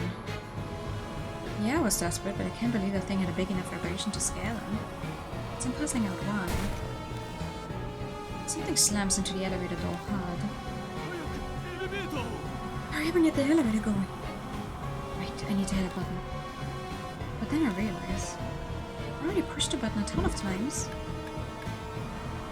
Press the button for the first floor again. It only clicks. This metal box is stranding us. Isn't it moving? Oh.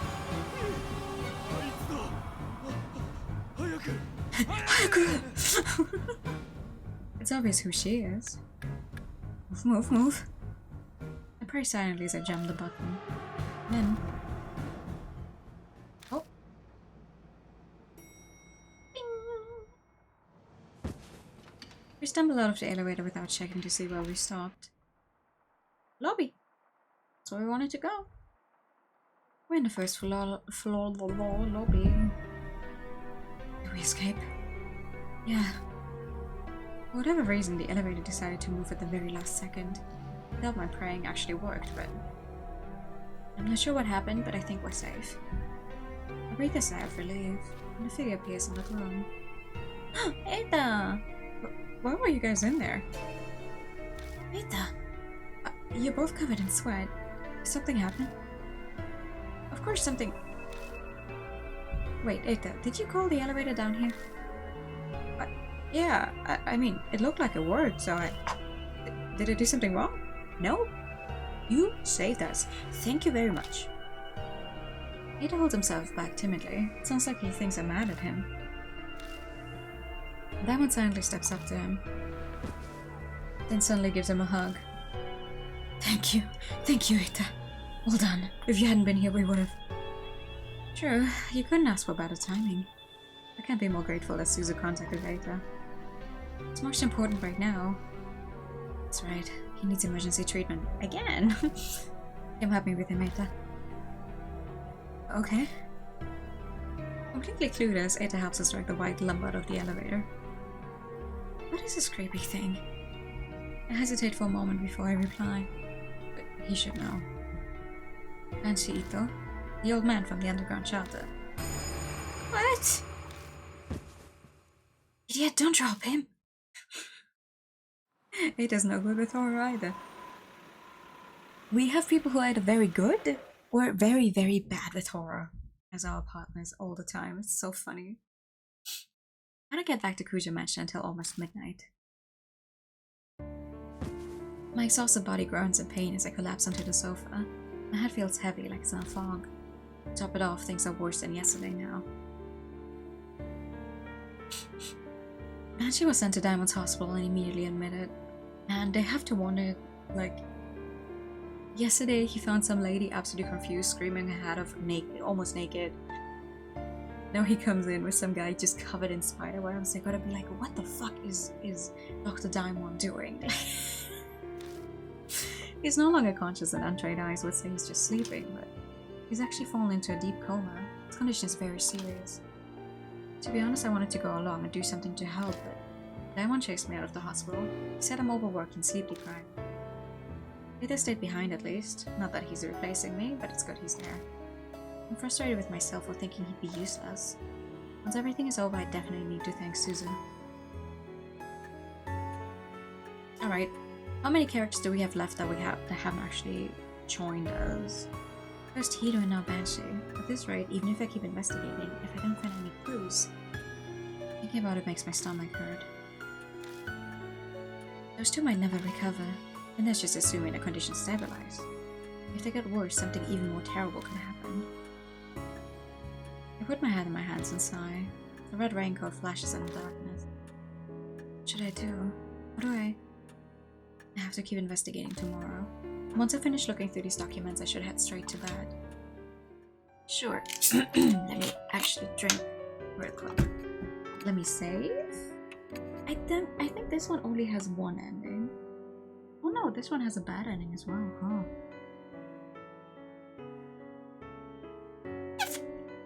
Interesting. They do go for the good ending, bad ending until the end. You can either save or destroy her. Bless me, I mean thank you, but why are you blessing me? That was the bottle! Yeah, no, it wasn't. No, I didn't sneeze. I have to go investigate again tomorrow. I need to go to bed early and rest. Let's go for it. I am speedrunning this because I'm running out of time. Early morning, and I get the worst wake-up call ever. Oh god. A severe pain threatens to split my hand. A mysterious headache from yesterday's back with a vengeance. I meant to go to Diamond's hospital to see Hiro and Banshee while it was light out. Spots flash before my eyes. I can't even sit up. You're choosing when you're not there for when you sneeze. Okay. I'll keep it in mind. I pull the sheets up and wait for it to pass.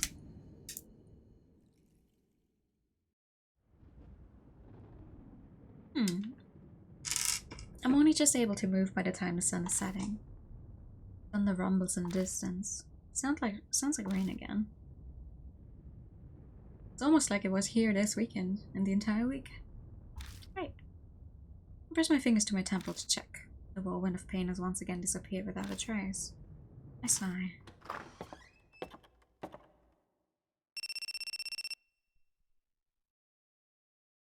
Master calls as I'm making coffee in the kitchen. He says he'll come along for tonight's investigation. He must have finally wrapped up his other cases.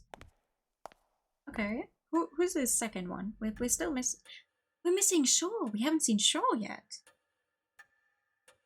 He mentioned that he dropped by the hospital in between cases to see Hiro and Banshee. Seems they went berserk when they awoke and are now restrained. He refused to eat. Relying on IVs won't work forever. I didn't expect the report to be good, but it's a critical point in the case. Before he hangs up, my start is a warning. And this is the 11th hour. Master doesn't offer a reply. The red lights outside the rain-soaked window are hazy like a wilting flower. It's time to head out. Hell yeah, let's go.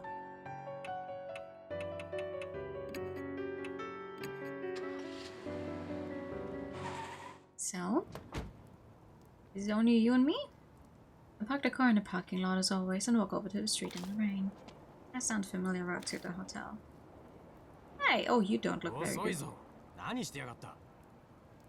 Nursing a headache, fuck off. A man in a trench coat cuts an imposing figure on the wet street corner glittering in lights. Thank you for the hydroton. You know damn well time's of the essence right now. I'm trying. I'm trying, my guy.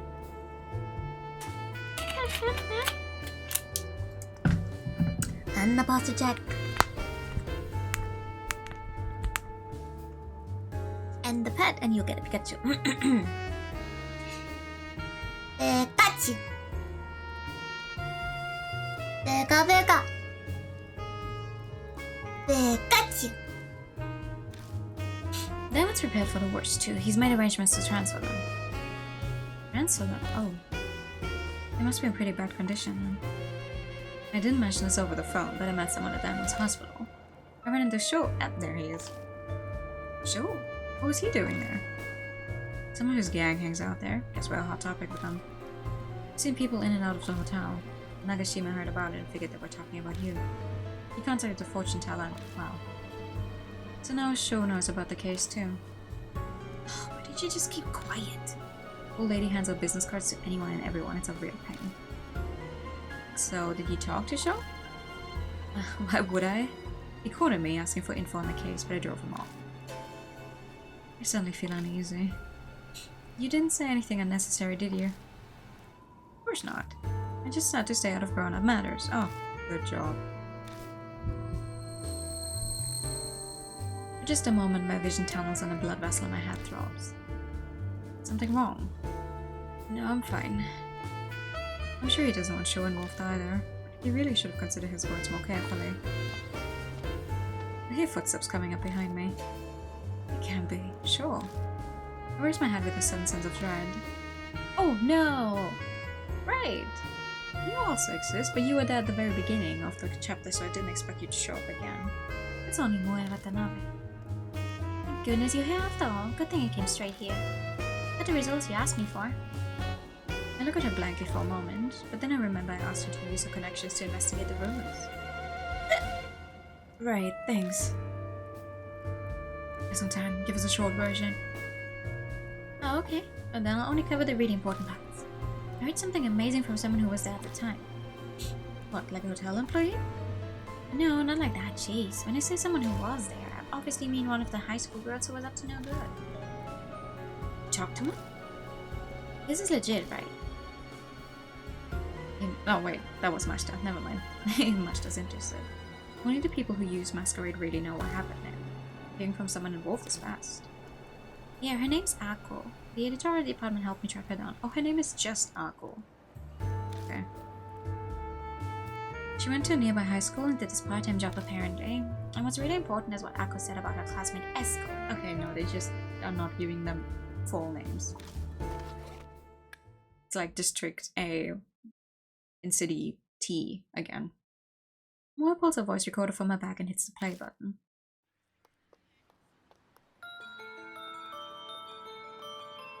Yeah, a friend introduced me to a part-time job. It was whimsical. I just did it on a whim. So we're supposed to meet at the hotel Masquerade, and there's a system there where someone introduces us to customers. Get a lot of money from it, so everyone's dying to get hired. But one day there was like an incident. Someone at school found out about the job. Some goody two-shoe class rappers. Esko said she was going to tell a teacher and Muna. Everyone freaked out and apologized to her, saying they'd stop. She wouldn't listen. Her parents found out it'd be the worst thing ever. We begged, but she didn't budge. In the end, she left class saying she was going to go to the police with Muna. Hello, Raiders. Hi, Sammy. Good morning. Hi, I'm Nura, like the color pink version of the JRPGs. We're currently in the process of finishing up Death Mark. Last chapter. Hi! That was a wuthering wave. We were totally freaking out, so I went to the hotel that night.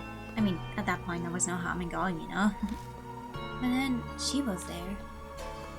Jessica was standing in front of Masquerade in a drizzling rain, in a red raincoat. She said she was going to the police, so who knows why she was at the hotel.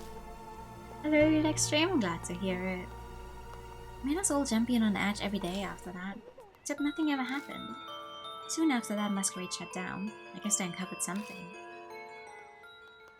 The job. Did I get enough sleep? No. Do I have places to be later, so I'm trying to speedrun the end of this game so I can fit it in before I need to get going? Yes. Completely quit after that, huh?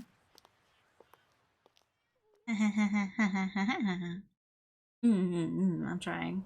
You gonna get some sleep now? It's Aka's testimony, just important parts then. More got a fascinating first-hand account. Rumors of Red Riding Hood and what was written in the guest books we found in the hotel. All the pieces are in that girl's confession. You will do soon. That's good. Oh, angel type thinking. So what ended up happening to Esko? I don't know exactly, but apparently she stopped coming to school. Well, she died. She's a ghost, I'm assuming. According to Ako, she just suddenly stopped showing up. I think she was killed here. Ashta snorts. It's so perfect. She's probably just being overly dramatic. Especially that part about the red raincoat. Most people use an umbrella when it's raining. It's true. Ashta's right. It's possible that the raincoat was a sign for whoever she was waiting for, but hardly anyone comes down the street. It doesn't really fit. So all you have to tell us? Then hurry up and go home. So I really can't come with you? No. I worked really hard, you know? Apparently Moa really wants to come along. I do feel bad. She worked and got us that info just so she could investigate with us. Welcome in, Akira. But... sorry, but you shouldn't be here. I've already been 2 victims. We can't get you wrapped up in this too. Also, I can't have you in here. You're underage. If they want to show me another character in the underwear, it's gonna be a problem. They already showed me you once in underwear. We don't want them again. I belated Pikachu for the Raiders because it was on cooldown. Pikachu. Pika. Pikachu. Also, for anyone who's not actually familiar with this game, please keep in mind that this is a horror visual novel, and this specific case features spiders. So, yeah, take care. Take care. If that applies to you, why not? I guess she's already over it.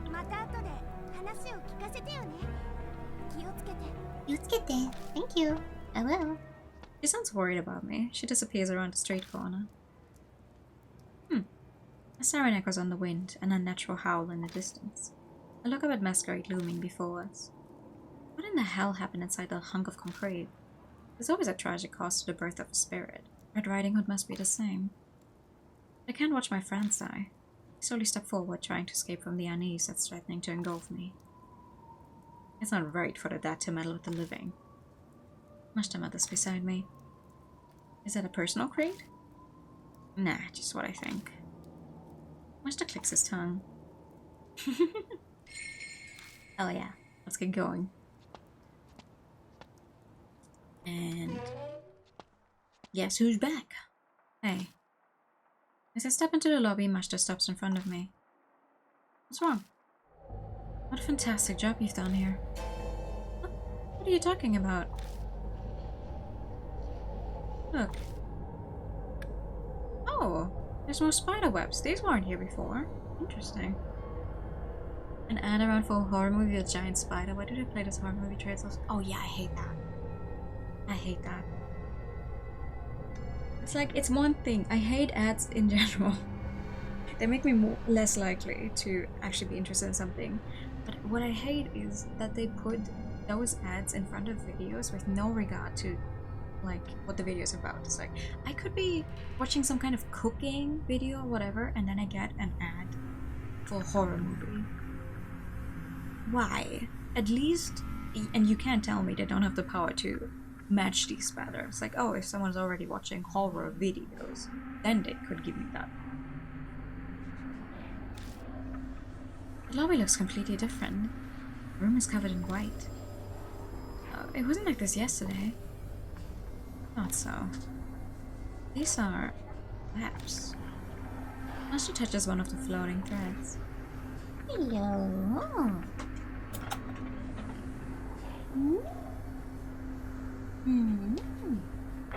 Looks like she's up the ante. Bring it. Time to make up one with our lady friend. Just then. The ground of the elevator moving echoes. Look at this kids game speedrun with a horror trailer. Yeah! Love that. Did the elevator just come back to the first floor? That would mean someone's already here. Did you see which floor it came from? No, I wasn't looking. I feel like it took a while between when I heard the noise and its arrival. I'm betting it's one of the upper floors. Maybe the 4th or 5th. Yesterday we got the elevator working and managed to get to the 4th floor. But because of what happened to Banshee, we weren't able to investigate any higher. Okay, let's start on the 4th floor. Sure. That's gonna be absolutely safe.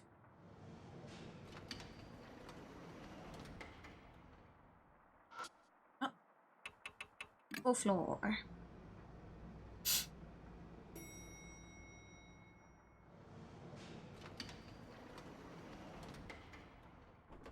At least she's not here this time. Oh goodness. Anything interesting in this one? I pull open the drawer and find a notebook. Ah, another. What's that? Meow. I'm trying to defeat a ghost. No, I don't have time for you right now. Meow. What's that? A guest book provided by the hotel. Guests write about their experiences in it. I glance through the pages. This guest book's entries are clearly different from all the other ones. It covers a number of horrifying topics such as devil worship and different kinds of torture. Every page is crammed with stuff like that. It's possible to tell which ones are delusions and which ones actually took place. Ow. The only thing I can say for sure is that searching with a twisted, single-minded appetite. Ooh, I silently hand over the guest book. Mashta skims through it and smirks. Meow. Oh, that's quite the hobby. The handwriting differs by page. This was written by several guests. I find that hard to believe. I sincerely doubt there's so many people in the world who have such a unique hobby. They're like moths drawn to a flame. You wouldn't even know you wouldn't even know to look at them. The pieces are finally coming together. Seems this hotel offered a special service for its perverted guests. You mean the kind of stuff written in that guest book? Yeah, the Kids working a part-time job are probably part of it too. Guarantee the safety and complete confidentiality, of course. After all, the one who sold his soul is probably most nervous about that. Still, these people have quite the imagination. Much to mutter sarcastically as he casually leaves through the pages. Then he stops. Hey, this phrase, do you know what it means? The phrase Much is pointing to is Yorogumo's punishment. Yorogumo, huh? It's a spider monster from Japanese folklore that can shapeshift into a beautiful woman. So you do know about it. Thanks so much for the info then. That was one sentence. Ignore the hint of sarcasm in his voice and read the rest of the page. Yorogumo's punishment is the recreation of a certain urban legend. Didn't we have Yorogumo also in Raging Loop? Wasn't the spider demon in that one also based on the same thing? Capture the largest spider you can find. A wild one would be best. It sounds so familiar to me. Travelers sacrifice their senses with drugs and use a mouth speculum to keep their mouth open. Ooh. Then throw the spider into their mouth. Ooh. If they manage to swallow it, they're innocent. If they don't, or the spider escapes, they're guilty. Oh, okay. Wow. So just like, oh, throw them into the water. If they drown, they weren't a witch, but they're dead anyway. If they manage to survive, they're a witch, so kill them. Good job. It's a witch trial meant to judge truth from lie. Okay. I will shut up now. If I get a sacrifice that needs punishing, I'd like to try it out immediately. It can't be that what's written here was actually... Did someone actually do this? Who knows? Hey, calm down. Take a deep breath. Yeah, it's okay. I'm calm. I doubt much that believes me. It's obvious that I'm totally rattled. Don't forget, you can't die here. Wasn't planning on it. Of course, I know that. I try to keep my reply as steady as possible, but my hands keep shaking as I put the guest book in my bag.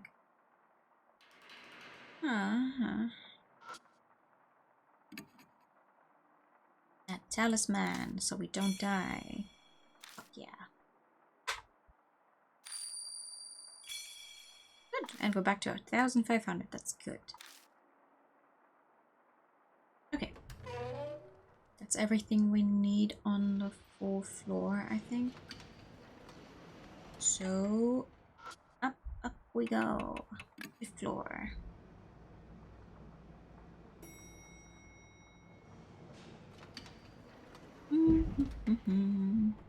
Another picture. Picture frame. Hello. Hey, shine a light inside.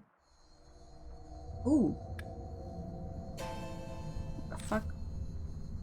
My body has finally turned up. Let's check it out. Right. He's so nonchalant about it. He's just like, oh, my body finally. Hell yeah. Touch it. When I touch it, something flakes off. It looks like traces of dried skin. Ugh. Corpse is almost completely skeleton. Small stature, but based on the thickness of the bones, it's likely an adult male. Considering how dried out it is, I'd say it's been here for at least a year. What is the cause of death? Much meticulously searches the corpse, then finally shakes his head. Just can't tell. Was he strangled by spider webs? You're joking around. A joke, huh? Weird if that's all it was. Still, the skeleton. He must have been in pain when he died. His face is all twisted. If it was an adult male, then he was likely a guest here. No matter how hard I try to sympathize, I just can't. Hey, look at this. Which just suddenly tosses something at me. I found it earlier. It belonged to this guy. Still there's some fuel left. Keep it in your bag or something. Oh, okay, thank you. A cheap lighter. Ooh, a coffin. I open the lid of the coffin. Find a book among the junk inside. Monster Encyclopedia. Ooh, it's a book about different monsters from around Japan and their associated legends. Mashta flips through the book. Huh, so the spider monster originally killed people by drowning them in water. I totally missed that I wanted to do his voice. Sounds right. I remember reading a legend like that in one of the books piled on my desk at Kujo Mansion.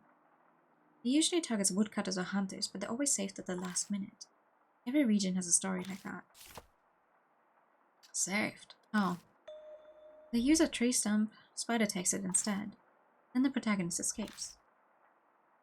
I don't get it at all. There's no point in complaining about folklore. In any case, this will make for a good reference. Take it with you. We already have a wooden horse head, so I think we have something to do that with. What's in this bathroom? Any... Oh! No bloody handprints. But a gurgling noise.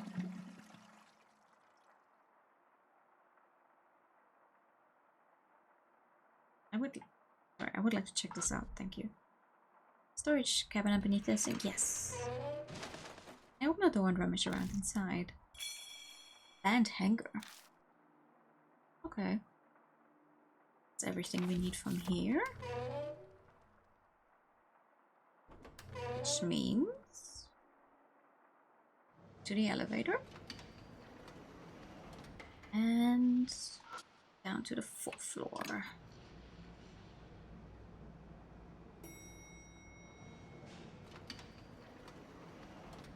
Good.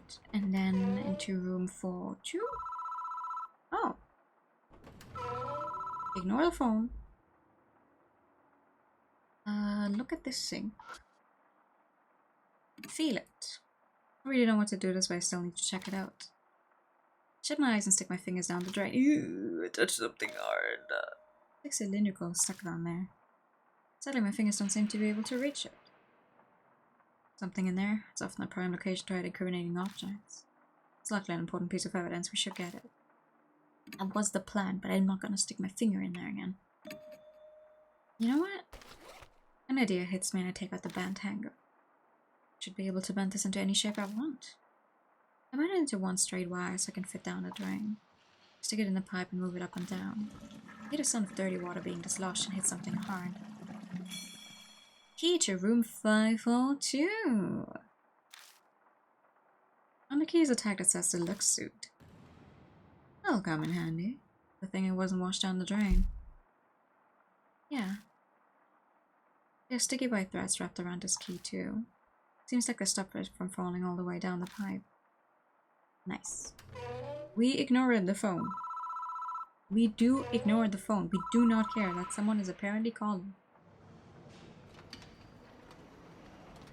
We don't want anything to do with whoever might be calling this place. Nope, nope, nope, nope, nope.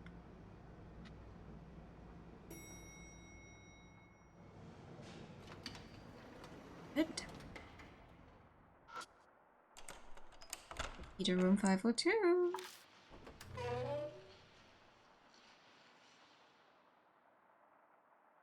Okay, another place like this, huh? Another coffin. I open the lid of the coffin. I find a book among the junk inside. Demon Encyclopedia, another one. The book has pictures of various demons and demonic crests and lists their characteristics. I guess you were interested in stuff like that. Okay, what's this?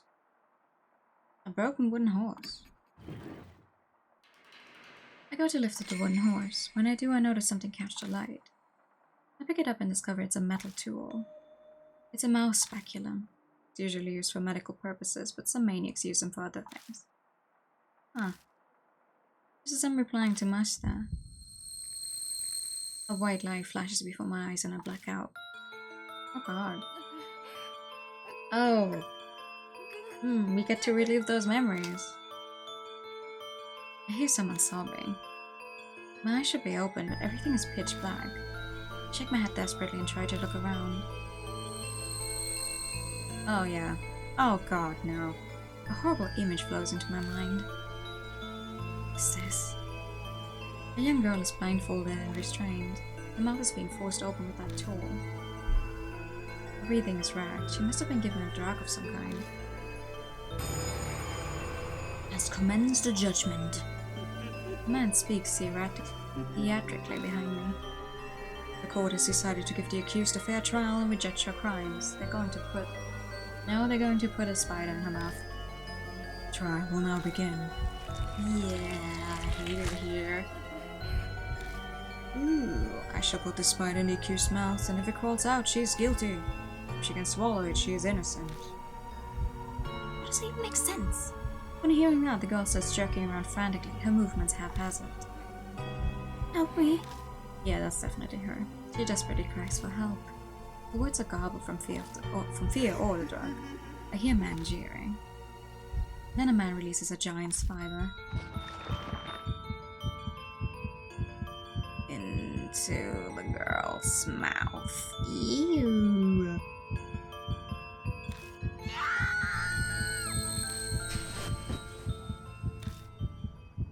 Hey, get a hold of yourself. Can you see me? Spider, get it, get it. Idiot, calm down. I was stuck to the jaw, I finally returned to my senses. That's right, I'm in a room at Masquerade. And the vision I just saw. What did I just see? It went somewhere. You haven't gone anywhere. You just fell on the floor and started breathing. Breathing? I feel like I've woken from a long dream. I can't believe that was a hallucination. Finally calm down. Yeah, I'm fine now. I wipe sweat off my forehead and swallow. The girl who was restrained, was that Esco? If it's so, then... Was she unable to go to the police because she was caught by people here? Yeah. I mean, yeah. What else do you think happened?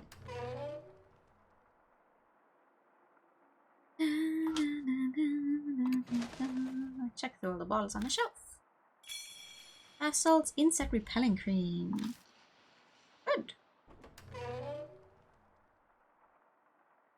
We're almost there.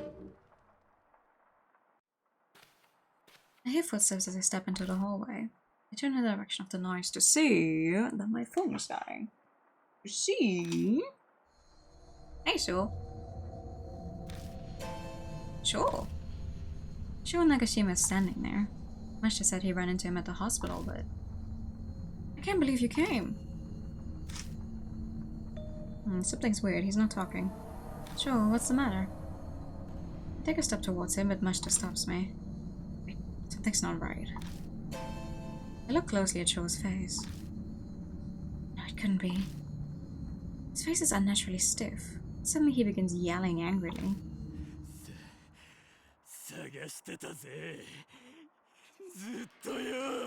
Oh boy.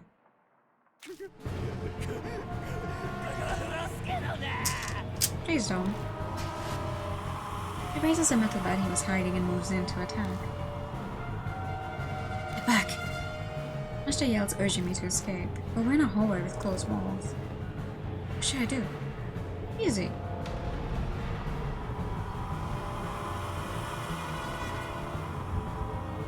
You run to the left.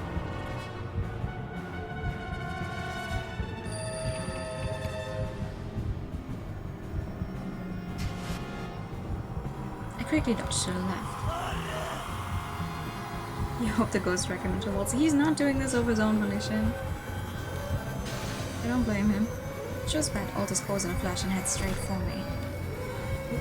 The tip of the bat hits the wall and narrowly misses me.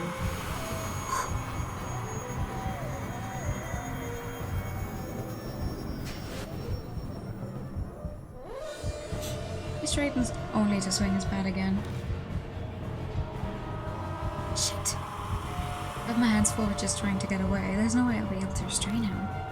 It shows like Hiro and is infected with the same mysterious poison. We have to restrain him or his life's in danger. I can't do this alone. What do I do? Oh. Shows the range eyes burn a hole in me. It's okay. Draw his attention. If he's focused only on us, then Mashita can do something, I'm hoping. If my chances are thin, no matter what I do, then my only choice is to draw his attention. Sho hesitates for a moment, confused, but a second later... You dumb idiot. You don't know what to do. Give up, old man. A metal bat flashes above his head. Then... You're the idiot. Poor Sho. He doesn't get to show up this entire chapter and then his only so he gets mind controlled.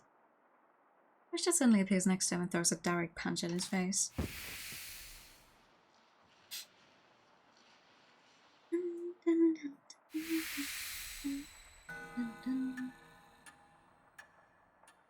Sho Sho tumbles to the ground. As he falls, his bat flies through the air and... Yeah. Unluckily for me, it collides into the side of my head and I collapse with a pitiful yelp. Dumbass. Cursing Mashta quickly grabs Sho's arm and completely restrains him.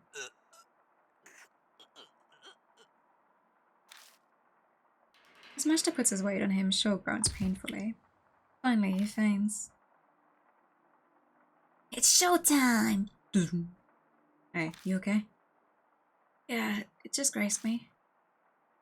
I sit up and gently shake my head back and forth. Thankfully, everything seems fine. Give me a hand. We need to carry him out of here. It's probably like the others now. Better hurry. I think Sho would end up as the third victim. I managed to make myself stand, but my spirits have dropped down to my feet. Yeah, it's okay. It's still sprinkling outside.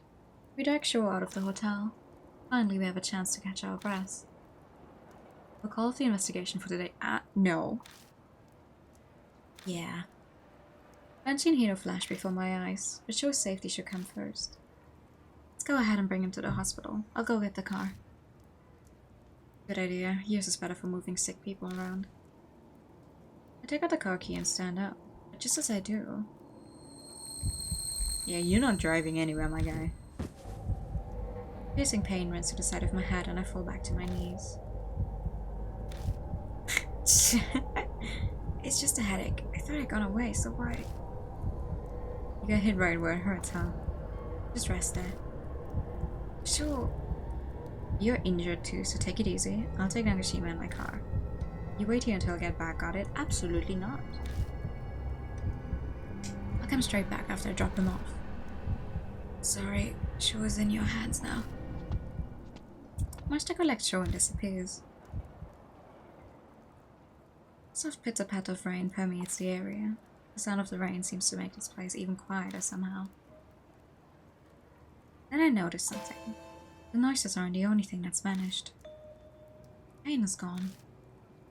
The intense headache has faded like it never was. It's happened to me twice before. Hold on. Now I'm suspicious.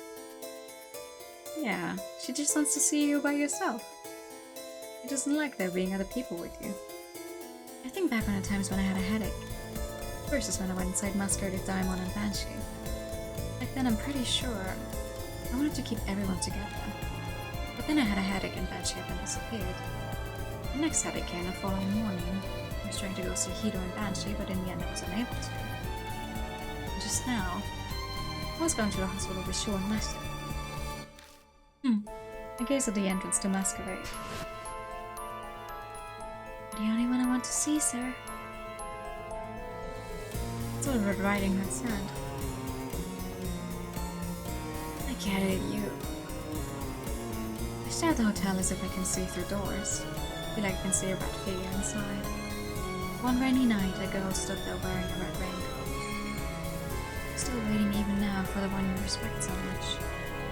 The headache always attacked when I was trying to stick with other people. If I stopped trying and stay by myself like I am now, then it'll vanish like it was never there. Get it? Hiro, Banshee, and now Sho, but my friends all caught up in this. That's right. It's all my fault again. Come alone, so do what you will. Yeah. Now go back inside Masquerade. Yeah, sir. A voice calls from the darkness as if it was waiting for me. Hi! Don't do that creepy laugh, please. What are you telling me to do?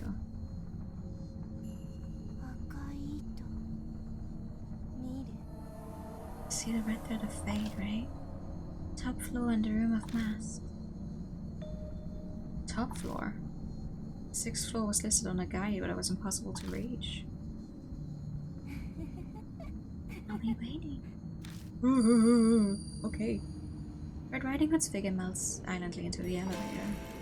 As she does, the elevator's floor display begins blinking on and off erratically. Illumination. You know it, don't you, sir? My voice reverberates throughout the elevator. She's telling me to go to her. This combination, what in the world could that be? The combination is from the pictures. Banshee said so as well. They're supposed to be looked at in a different, in a specific order. But we know this already. We don't care. We don't care to actually look at the pictures. We'll just do it.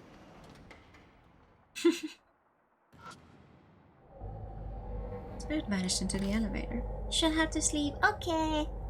Thank you for coming by, room. Have some good rest. I must be able to use the elevator to get to the top floor then. And the floor display began to blink on and off erratically. Is that some kind of hint? The word she used, combination. I stared at the elevator button. Maybe I'm supposed to push these in a certain combination. If I press the floor buttons in a certain order, I might be able to get to the 6th floor. Yes. What's the order? I've got no idea. I do. I think. There has to have been a clue somewhere inside Masquerade. I know. Let me in, I know it. Combination. Okay, so 4, 2, 1, 5, 3. That's a yes.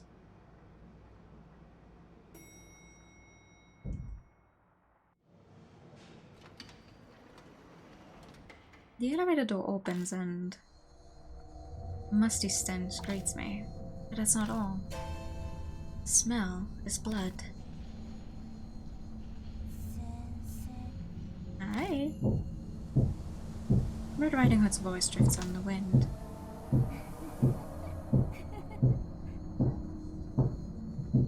Okay then.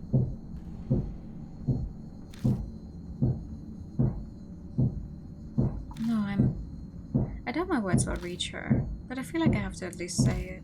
I'm not the one you respect. I'm not the one you're waiting for. Liar. You always lie. What the actual fuck are my parents doing? I think the microphone picks it up, sorry. I'm not lying. I'm really not. A scream splits the night. It's the same one I heard during the spider torture. Stop this! This won't accomplish anything. It's why this time I'm going to test you. Tell me the truth. What the fuck is that noise? Ew. Hello. Well, you were the one that was at the elevator door earlier. When the spiders fly out of the darkness and start crawling all over my body, it's almost spiders keeps coming. Well, the spiders didn't like the massager because of the vibrations, so let's do it again.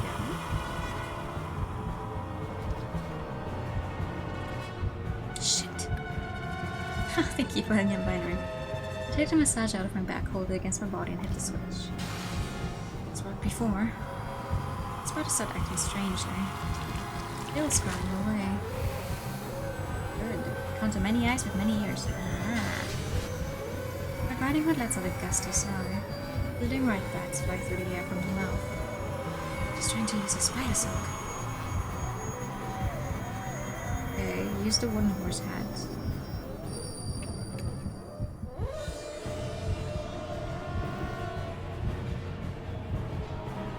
Hold the horse head over mine's protection. Strangely enough, the threads seem drawn to it and only wrap around the horse head. Good. Okay. Hello. Sir, who's in the wrong? The only devil was right. It's for the law to decide.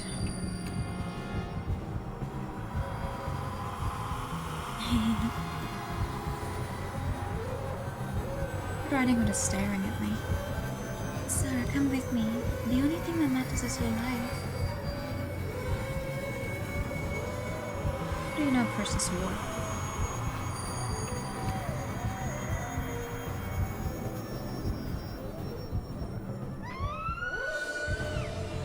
You can very easily fuck this up. You need to go this far. The way to get the bad enemies if you just answer to these questions. Seems again. Then a man in eyes glare at me. Oh boy. Yeah, alright. Just a little more. So, how do I look to you? Do you white dragon? Extremely attractive. We don't want either of these. We met too late. What do you like about me?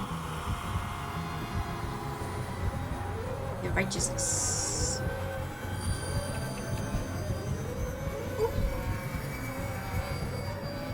That's right. Good.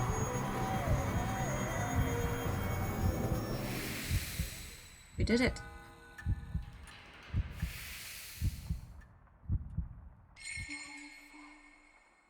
Thank you, sir. I was right. That's... Greetings! We're Riding Hood's figure bathers, and you are here just in time for the end of the game. Smashes through the window and off into the night. What the fuck? She just jump. The bustling city can be heard out the window. I wipe my sweaty brow with my shirt sleeve. Something touches my cheek. Something's floating in the darkness. Red.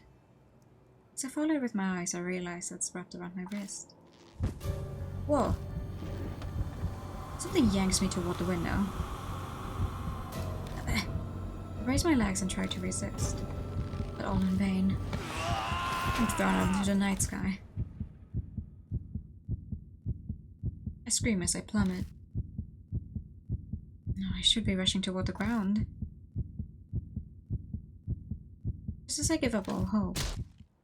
Hey! A strong jolt makes me look up. A man struggles to hold onto my arm, his teeth gritting with effort.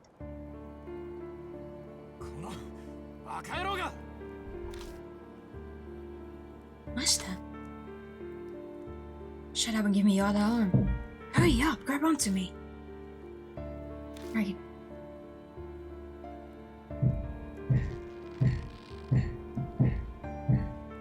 He desperately tries to pull me up, and after what feels like an eternity of struggling, I make it over the latch and tumble safely back inside the hotel.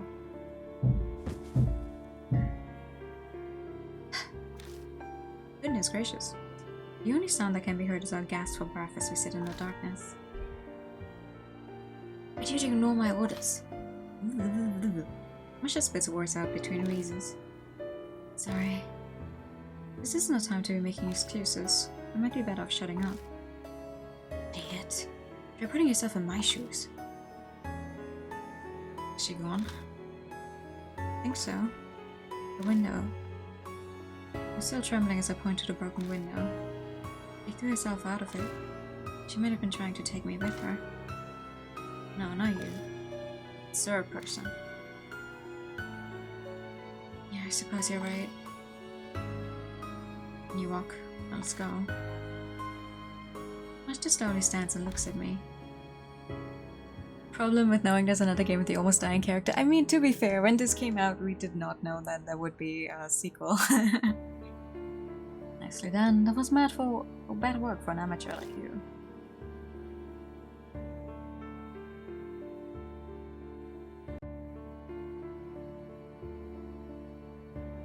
It stopped raining. The cool wind on my cheek hints at autumn. I'm going to drop by and see Daimon. I'd like to see how the others are doing. Yeah.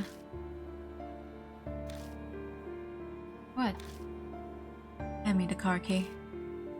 No, I can drive. Have you completely gone mad? Look at your hands. I glance down at them, only to suddenly realize they're still shaking. You just faced down a spirit. You can't drive in that condition. Joy's made for me. I take the key out of my pocket and toss it to Master. Corner parking lot. Right. You rest here. His figure melts into the darkness. As I watch him go, I notice something down on the wet asphalt. It's a spider. A dead spider. It lays there, legs all curled up, almost as if it was desperately trying to hold on to something.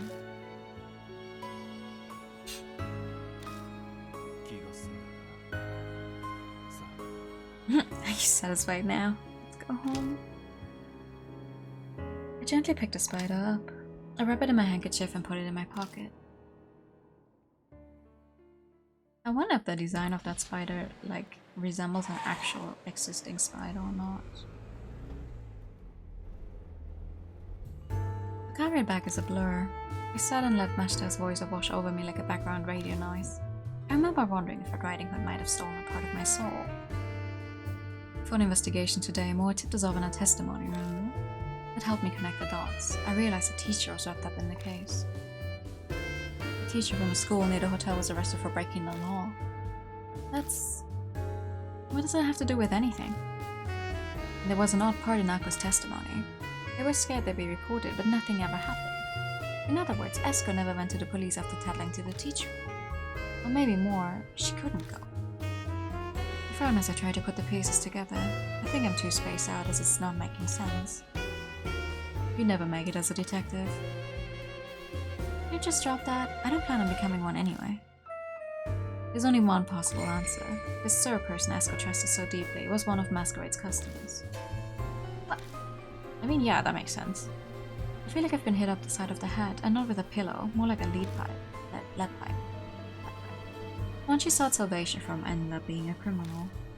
The definition of irony. Mashta glances out the window and chuckles dryly. The bitter sound fits both our moods.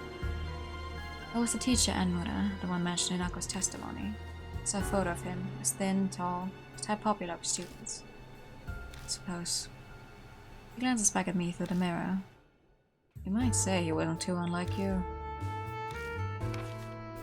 Mashta suddenly tosses a file at me.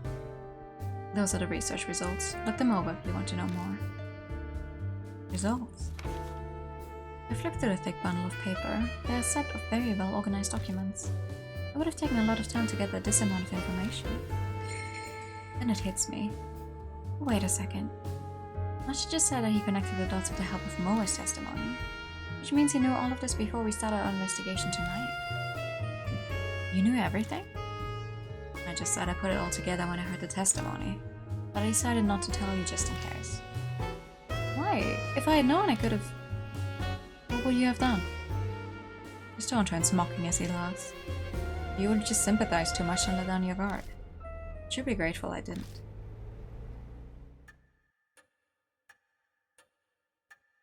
Mashta leaves me with the research file and heads to Diamond's hospital.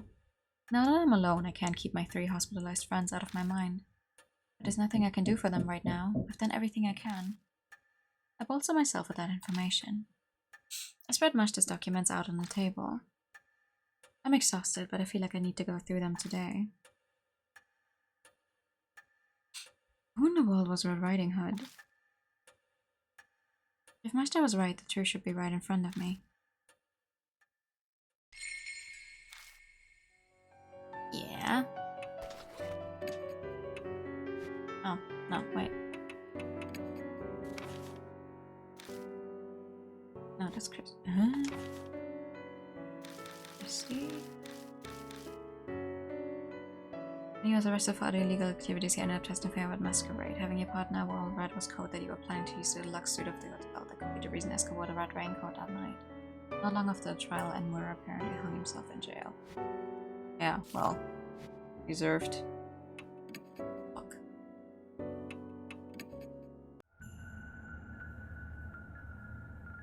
Little Red Riding Hood end. And so the case surrounding Masquerade quietly comes to a close, leaving an invisible scar on a dark street. The lives lost there will never return, and neither will their trampled dignity. The only thing that saves the disaster is that my friends survived. Either Banshee and Show all regained consciousness after that. They got out of it with no lasting symptoms and are recovered enough to go back to their lives. Simon concluded that the affliction inhibited the soul very much like the mark. In that case, maybe Red Riding Hood was finally released from that horrible nightmare. Just like the spirits that gave people the mark.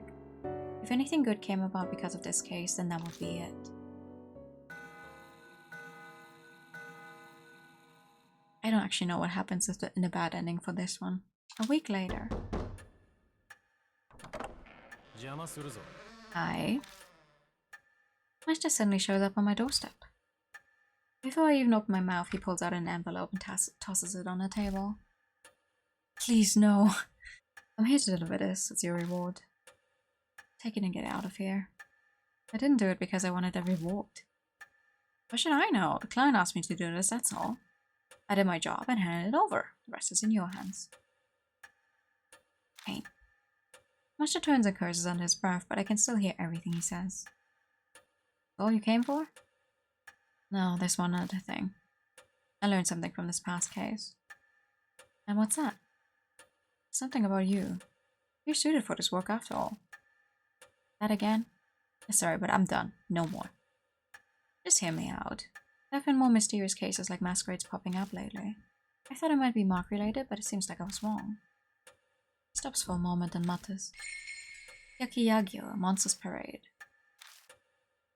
Have you heard anything about it? A Hyakiyagyo? Yeah, sure, in ghost stories. He's clearly asking about something that's happening in the real world. No, I haven't. So, I figured you of all people. Forget it. First he asks me, then he tells me to forget it. He only cares about his own bottom line. Mashta glances briefly at the sofa in the corner of the room. Might have known something. So you want my help? The old lady Atsuoka seems to think you could do some good. I do too. That's all I wanted to say.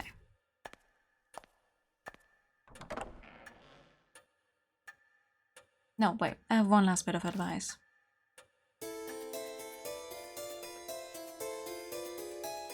Quit doing stuff like that. Like what? You picked up that spider, didn't you? You saw? Just out of the corner of my eye. That's why darkness follows you. Your ancestors probably had pity on her too. The living and the dead can't coexist. If you try to accept their feelings, you'll just end up getting pulled in. Keep it in mind. Mashta just snorts derisively like usual. Give it some thought, even if you don't want it, the time may come one day. He leaves, closing the door behind him. That marks the end of the case, and the end of one chapter in my story. But someday in the future, I can't help but think, the door will be thrown open again. Yeah! Death for Mark. Hell yeah.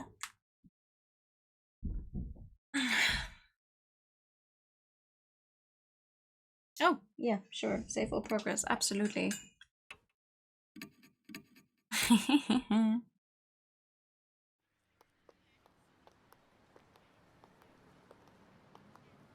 So does it just start from the beginning? And I have to hit up the karaoke place. The new Love and Hero song is out. I'm not feeling up to it today. The story creeped me out earlier. You want to hear it? This is the beginning of the game, no? She wears those big glasses. This is the beginning of the game. What do you want from me? It's disappeared just up uncrooked from the library.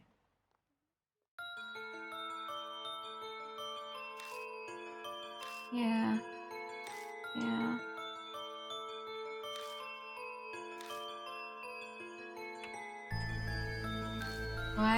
Why do I get the this is just the beginning of the game. Hello?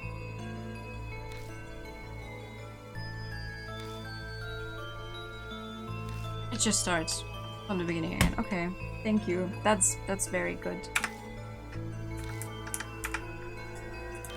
Because the beginning of the game takes a really long fucking time for you to actually gain access to a menu of any kind, so... yeah. That's just the beginning of the game again. No, we did it. Very weird decision, yeah. I can't tell you why. But we actually managed. We actually did it. We finished Deathmark. Woo! Thank you for the bad. We actually finished Deathmark and I made it in time, which also just does mean that I need to absolutely fucking run right now. Strap-on stream was a long time ago. It sure was. Thank you, Quotebot. I appreciate it. But yeah, I have places to be. I need to be rushing. I also have no idea. I don't see anyone who's live right now that I could write, so we're just gonna end here. Thank you guys so much for joining me for the end of that. I will be streaming later on tonight, like proper normal hours, and we will be starting Lost Judgment. But for right now, I need to go. Thank you so much for coming to this early stream. Have a good night, everyone. Good night? Good day? Whatever. Bye-bye. Bye bye.